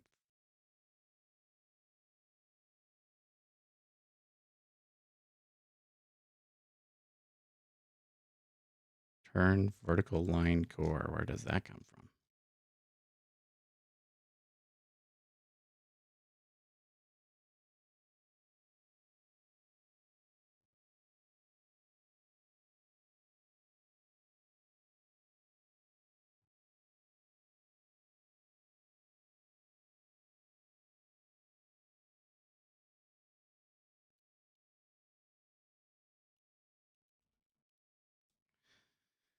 Hmm.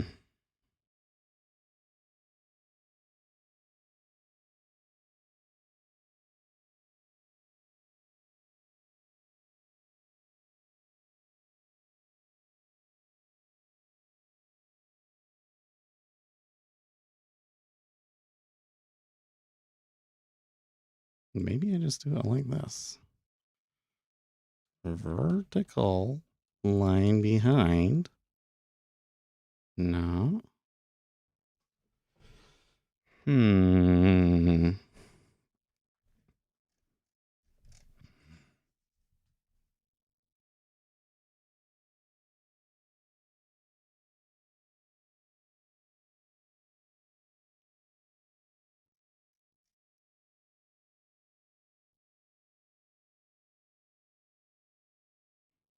Okay, so there should be in there.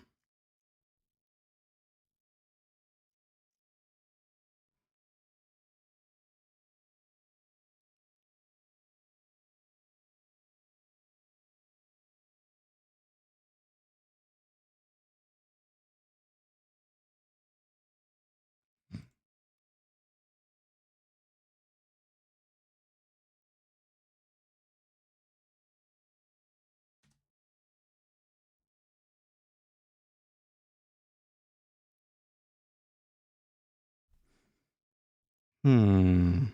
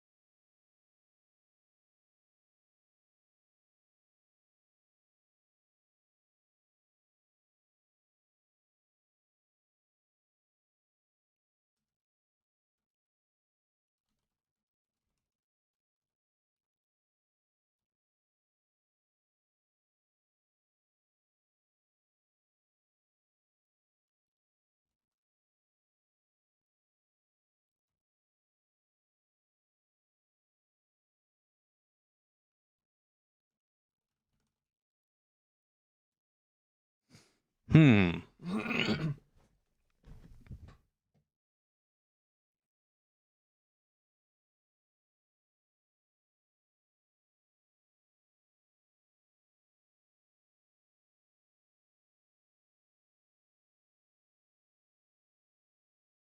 Oh, here we. No, wait. That's.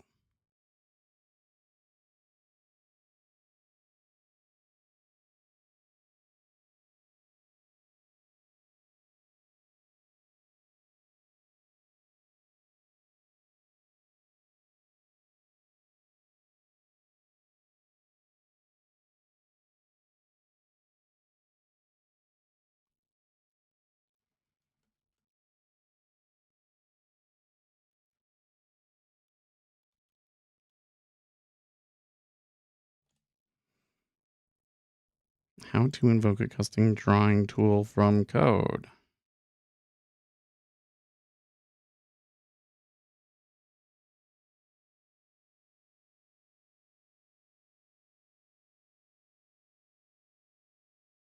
The custom drawing tools do not have a supported way of creating a command.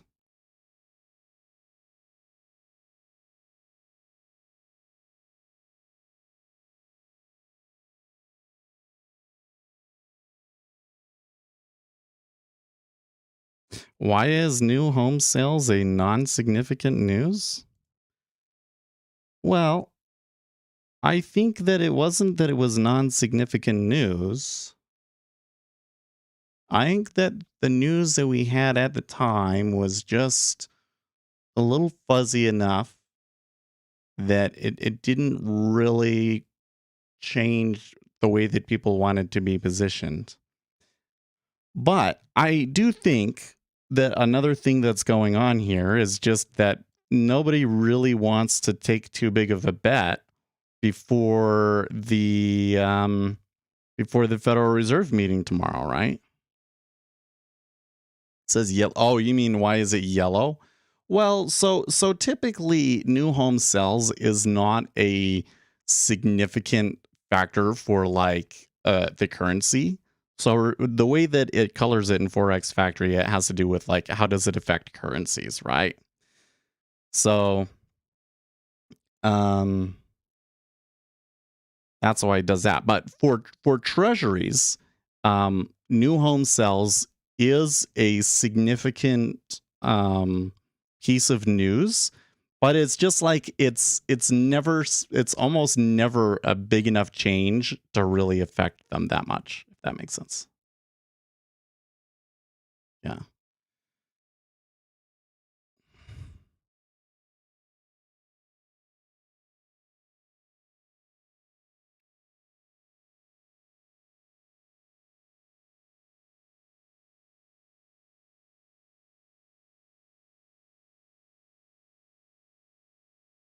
geez, what the hell is it that they attached here?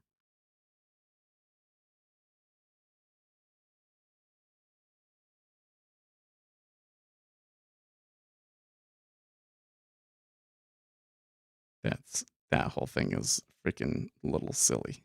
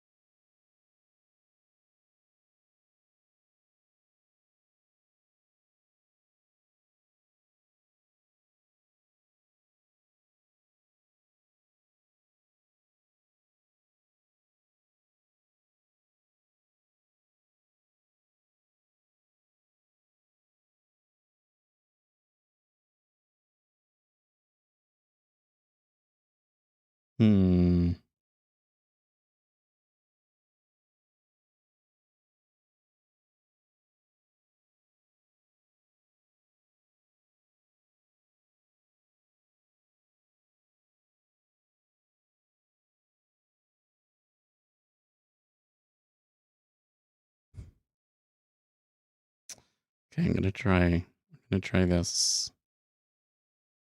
This might be silly, but do these are outside of the classes, right?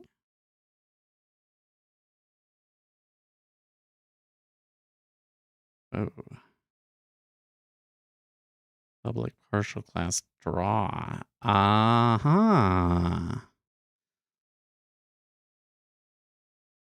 Okay.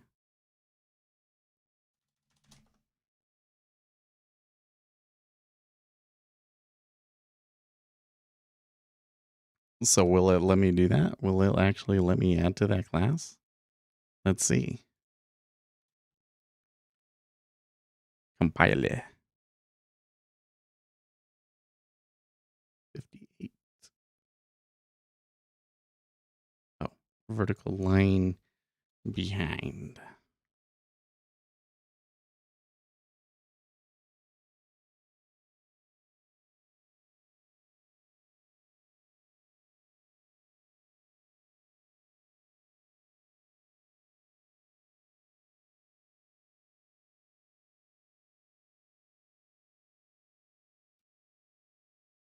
Oh my gosh, wait.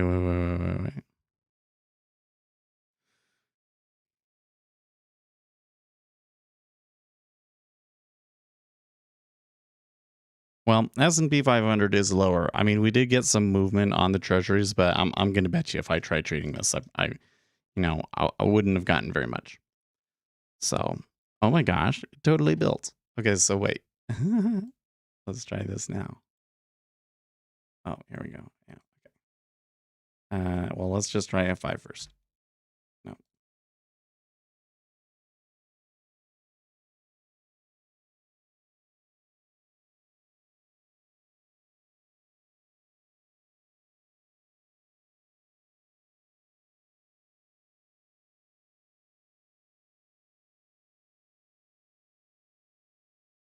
What?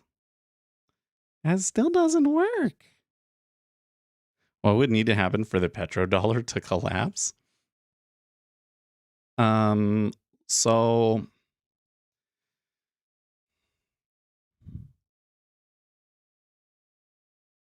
I think that for the petrodollar to collapse, that the Western world would have to collapse. I think that there's a lot of people that say like, oh, China and Russia, they're going to start this new currency, and that is going to destroy the dollar's hegemony. It's like, no, people will still want to buy from the United States, right? Wouldn't collapse. I mean, the best that you could hope for is a multipolar world where there are multiple currencies that matter. You know, like the dollar and the euro.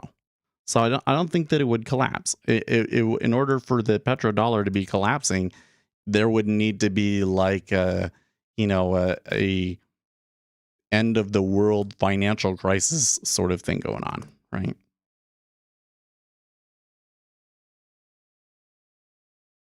You change the opacity here back to 100%. Oh wait, it did work. Da-da-da-da. It did work. I wonder if my things before were maybe actually working and I just didn't realize it because of that. Hold on.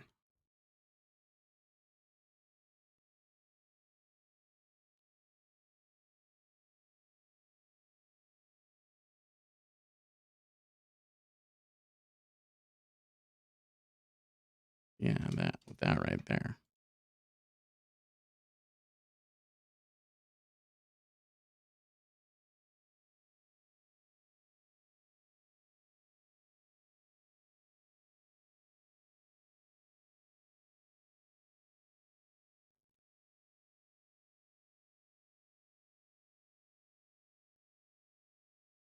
It may have just been that the transparency was kind of fooling with me.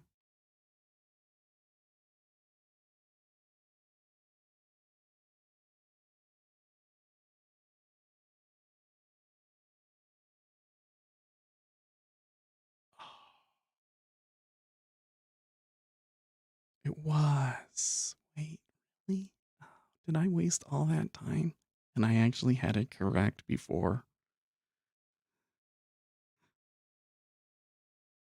So if I make this, let's make this line width a little bit smaller here. Yeah. Let's make it like white. Just white.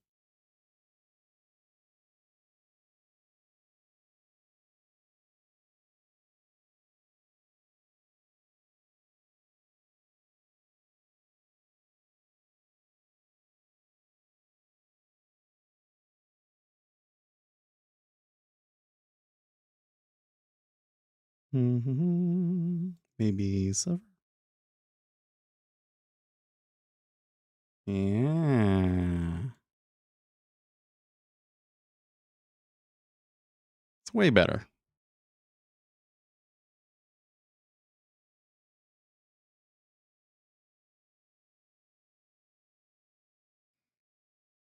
Oh, what does USL? You have Instagram, they have TikTok, you have Apple, they have Huawei. Well, there are a lot of exports in the United States. Okay, there are still a lot of exports, even though they don't make as many chips.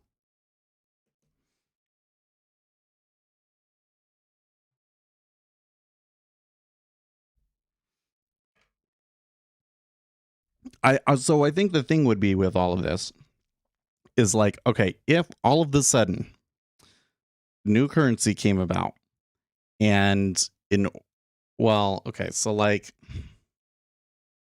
the Chinese already have a currency, for instance, right? And if you want to buy things from China, right, you do use their currency to some extent, right? But the petrodollar hasn't collapsed, right? So you see, that's not enough to do, to cause the problem, right? There's still reasons to own dollars.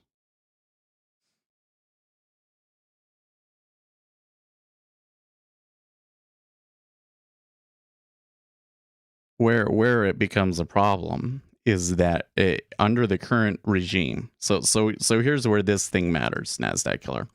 Under the current way of things in the world, okay, if you want to be mean to America, you will be an international pariah, and you will be completely cut off from the monetary system. Okay. So, for instance, Iran. Iran has suffered severe economic problems because of the sanctions that the United States have put on them. Right. So if we had a world where there was another currency, like this, this commodity backed Chinese, Russian commodity, whatever sort of a thing, right? That wouldn't necessarily mean like the dollar falls apart. But what it would mean is that the United States wouldn't be able to economically bully other countries anymore, right? And that would be a problem, because that was a tool that the United States could use to get its way on foreign policy without having to resort to war. If you have somebody like Iran coming around and they you can't harm them economically like that, then it increases the chances of there being a real war, right? That's where I think that the kind of that road goes to, right?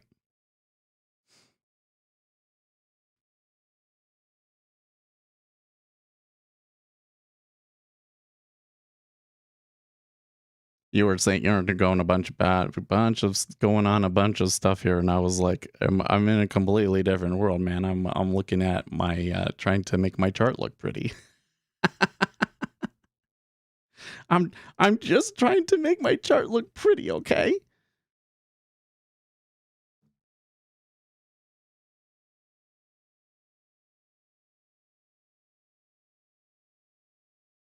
Why? So that it looks good for people that come in on the stream and don't know what's going on. They need to have a chart of something that looks familiar to them, and they can go, oh wait, here I need to do the S&P 500. I know what that is. I know what that's. Okay, I'm gonna stick around and watch. We're trying it. We'll see. I don't think it's gonna make a difference, but we'll try it.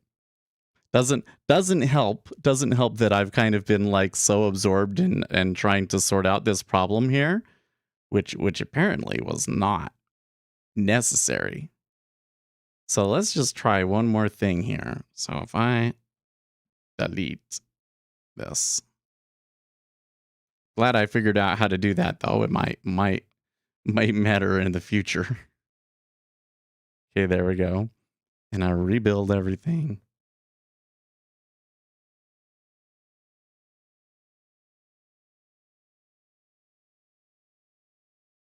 Now there's one other well, I can do that off stream. There's a problem with my watermark, because when I go into the settings and change it, it doesn't. Oh, actually, I know exactly where it's being caused, probably.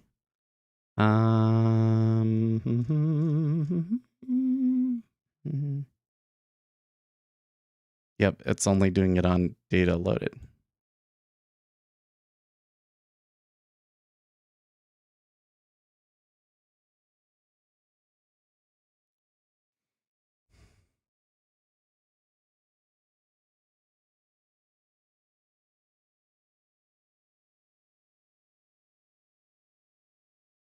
But maybe it should be done on configure.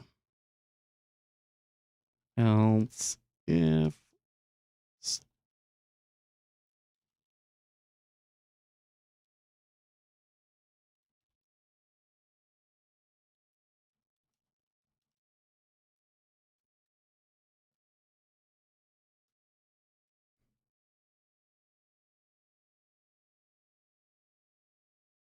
some live retailing animation. Well, we got all of these the funny the chats, the donations down at the bottom. So we could do anything that we want with that, right?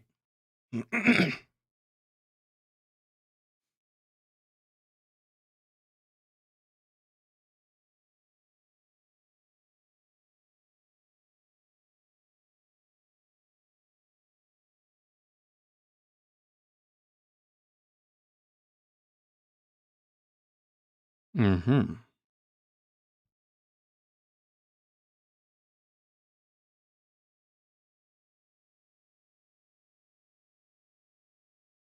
put some nice music on the background. I mean, I've really been thinking that I should do the music.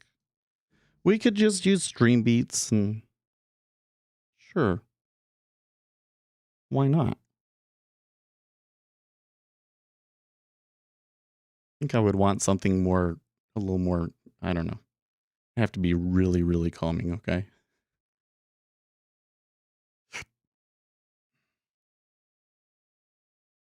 But I do kind of think that when you pull up a stream and it's just like complete silence, that some casual viewers may turn off because of that.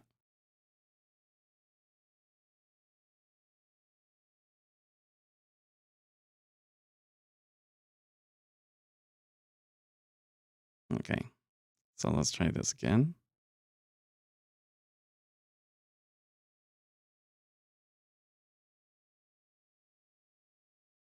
Come on.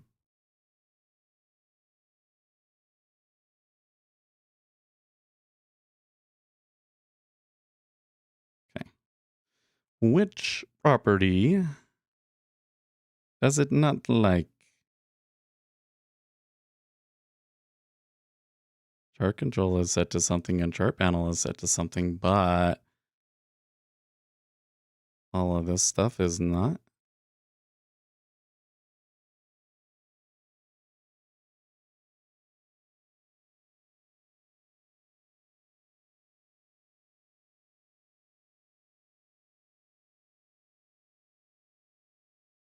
Oh. I think I might see the error. Error.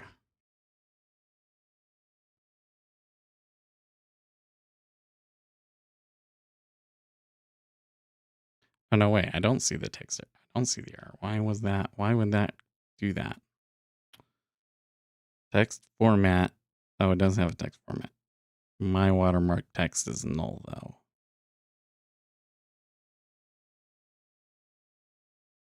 Is that what's null? Oh. Well, where does that get set?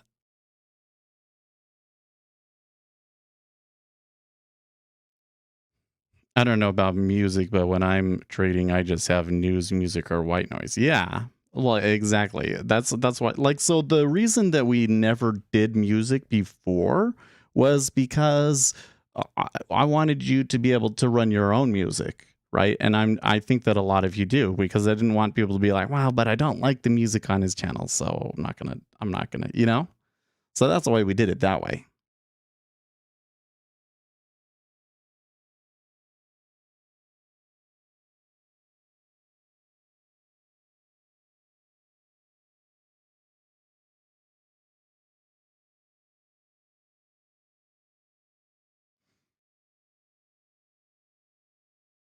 I think that all of this crap here can go and configure. I think that's why. Stop hedging on your premises. Go full blast on TA, guys. Well, how exactly did I hedge on that?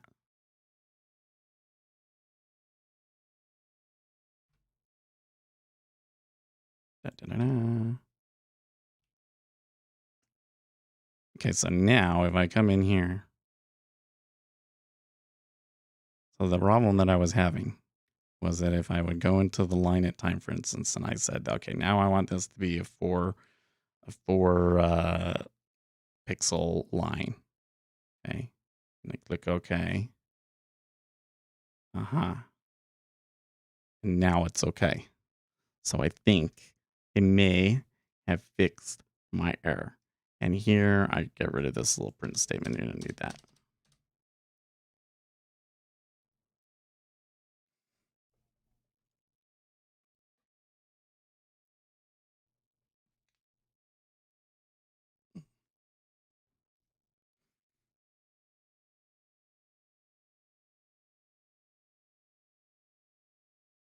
Okay.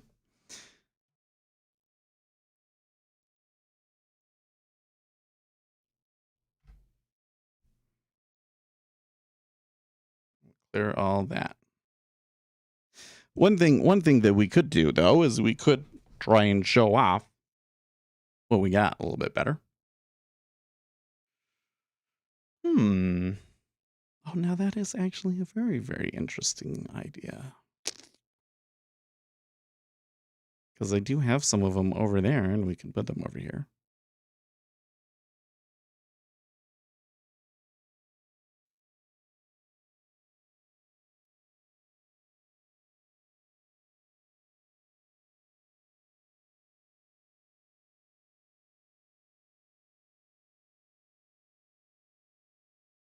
I did kind of like the candlesticks being transparent though.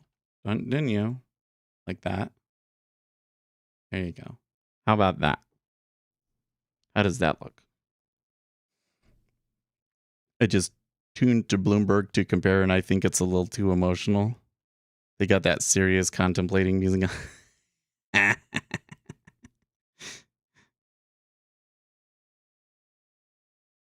Oh, wait, we need to go to. Oh, wait, we got 15 minutes. Cool. I'll close that too.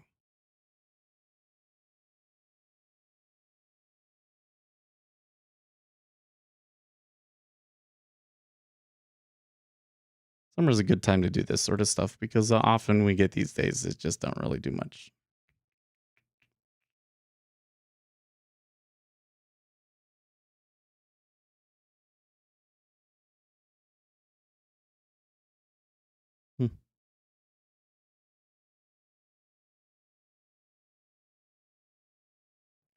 Anyways, we could go to Stream Beats.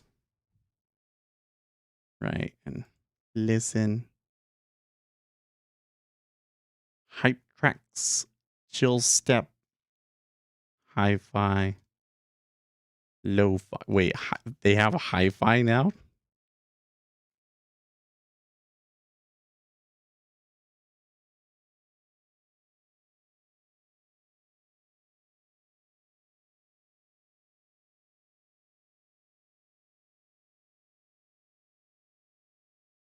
Except for that, I don't even actually hear it playing.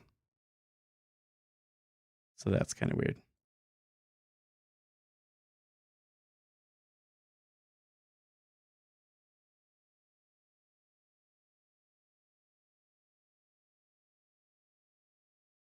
Should be listening to it on Spotify anyways.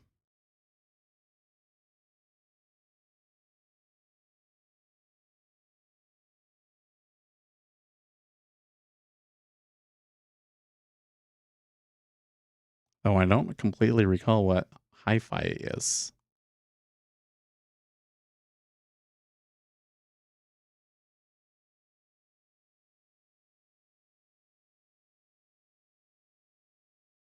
Maybe it is playing and I'm just not hearing things because I need to restart the audio engine or something. Let's come over here to YouTube.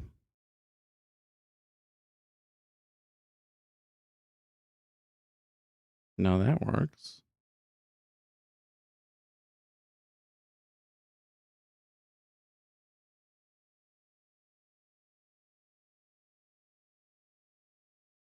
Oh, there we go.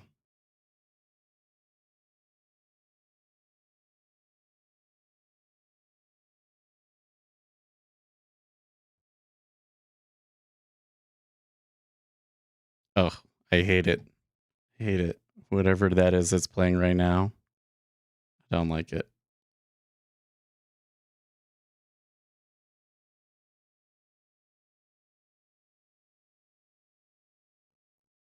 See, we can have music in the background like that.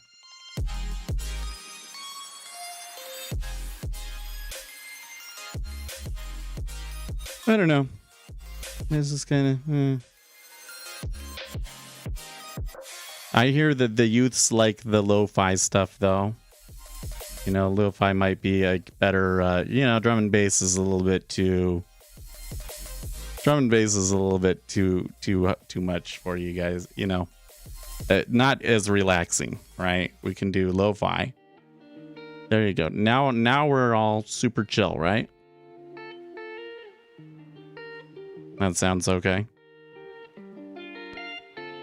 Let's see. I have to come into the sound settings here and be like,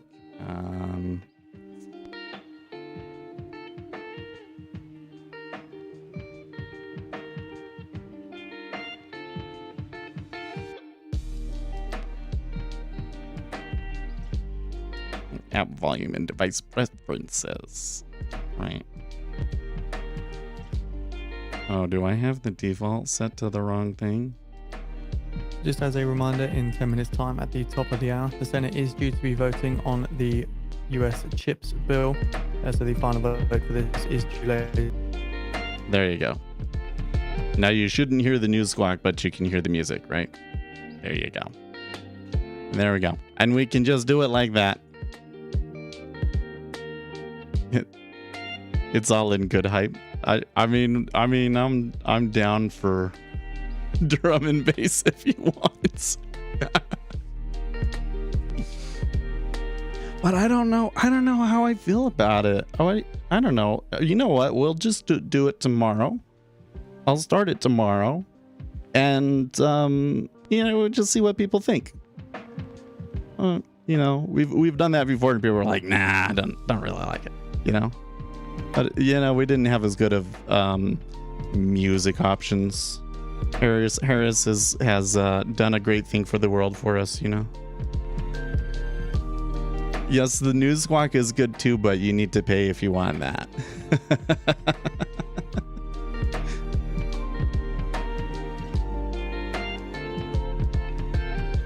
because I would get in trouble for stealing their content. No, yeah, you do need it. Yeah. Well, listen, it's $100 a month. I know that's a lot for small retail traders, but it's very valuable. Are the micro Bitcoin futures useful for trading? I can't get the NinjaTrader brokerage feed working yet. Well, if I wanted to day trade Bitcoin futures, I think that I would probably try and do it. Or sorry, if I wanted to trade Bitcoin, day trade Bitcoin, I would probably do it with the micro Bitcoin futures. But I just don't think that Bitcoin is a good instrument to day trade with. I mean, when it's on the upturn, it's just going to seem like you're making money, right? But man, the volatility in it is just so crazy. Your ability to predict the order flow isn't very good. And this is kind of a thing that I keep coming back to over and over again. And I really, I guess I need to find ways to kind of highlight this idea a little bit better, because I think it's a really important one that not all retail traders understand. You want to trade where you have the ability to predict the order flow. Okay, don't pick the instrument that moves the most or anything like that. Like, the futures, the treasury futures. We can come in and we can see breaking news or economic news, and sometimes there's even things about sentiment and so forth, and we can get a really strong idea of what the future orders are going to be. And you get these large institutions that have to execute all day on that sort of a thing, right? So you can play off of that. But in Bitcoin, you're trying to predict what some rich guy with too much time on his hand is going to do, right? How do you predict that? It's just random. And so I don't think that Bitcoin really lends itself to day trading very well, unless you're doing algorithmic trading.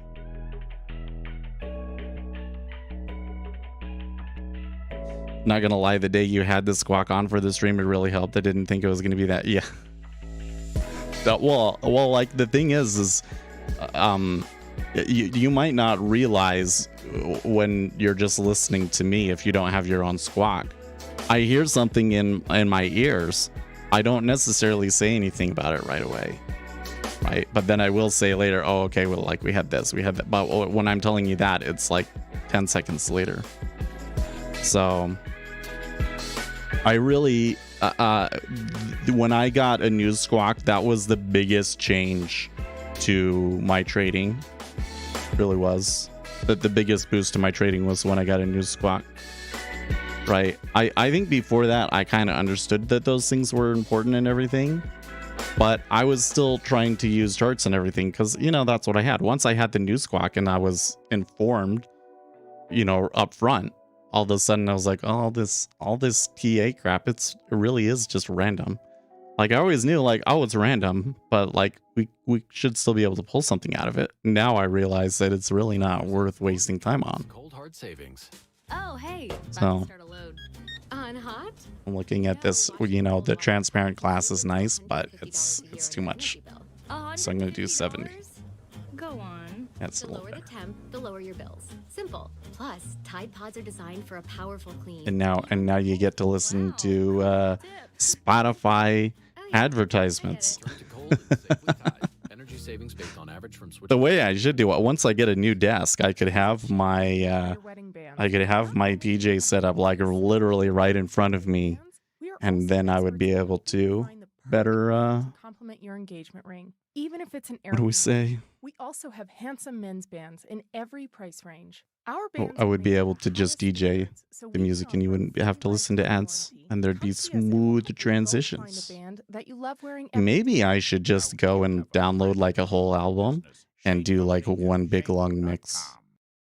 Picture it. Light beer. Ugh, not that. Picture Blue Moon's Light Sky. A refreshingly flavorful light beer. We can, we are allowed to do that. Now picture cracking open Blue Moon's Light Sky, tilting it to your lips and taking a sip. The citrus landing on your tongue. You let out a satisfied sigh. Congratulations. You just starred in Light Sky's beer commercial. Blue Moon Light Sky. Savor every sip. Celebrate responsibly. Blue Moon Brewing Company, Golden, Colorado.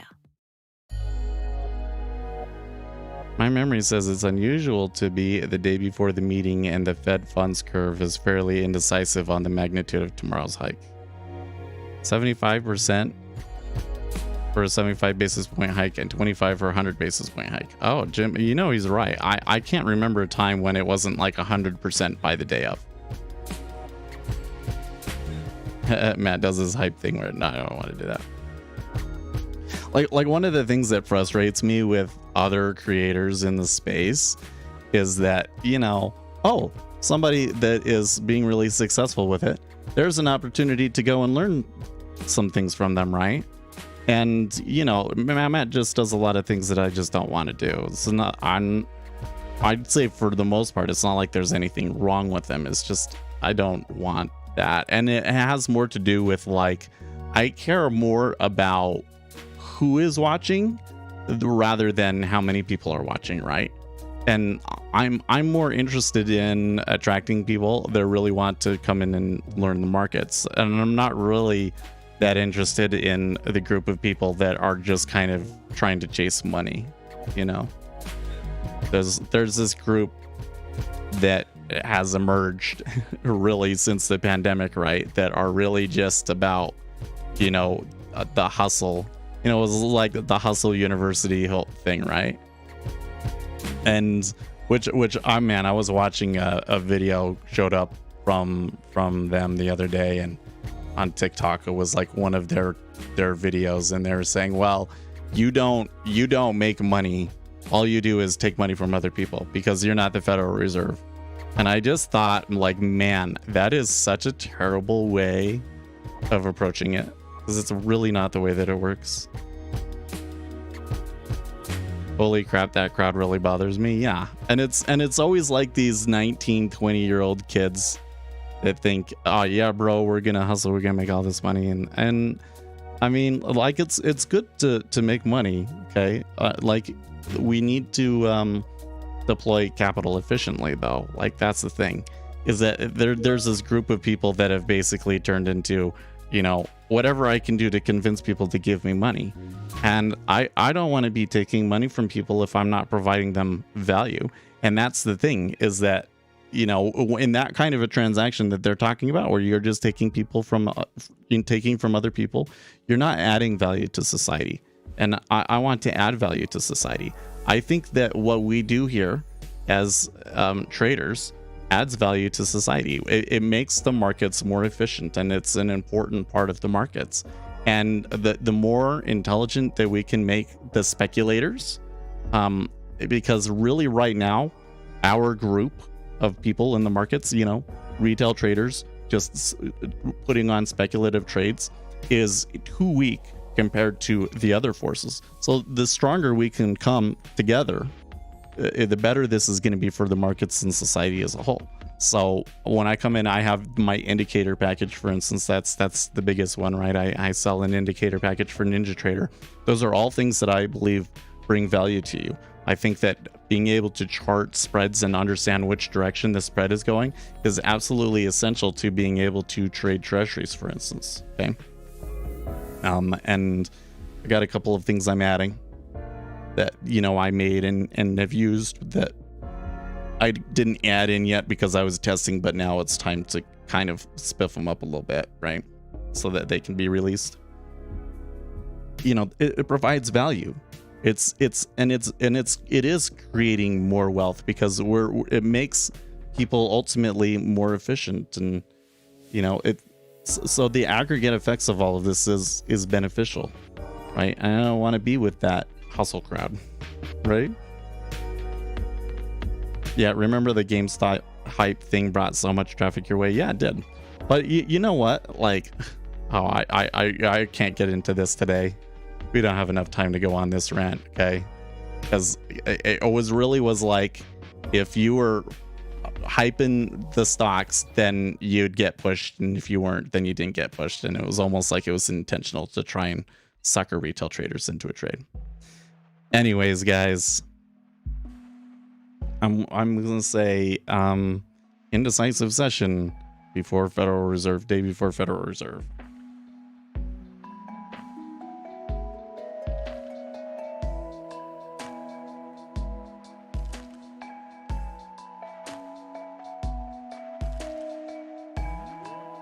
They still think the people that are still in the GameStop trade, like, that was the thing, is as soon as I took my profits, and they were all like, oh, they weren't interested anymore, because they were all into the we're gonna hold it forever sort of a thing, and there's problems with that, right? So guys, I will see you tomorrow. Stay profitable, friends, or at least don't lose it all.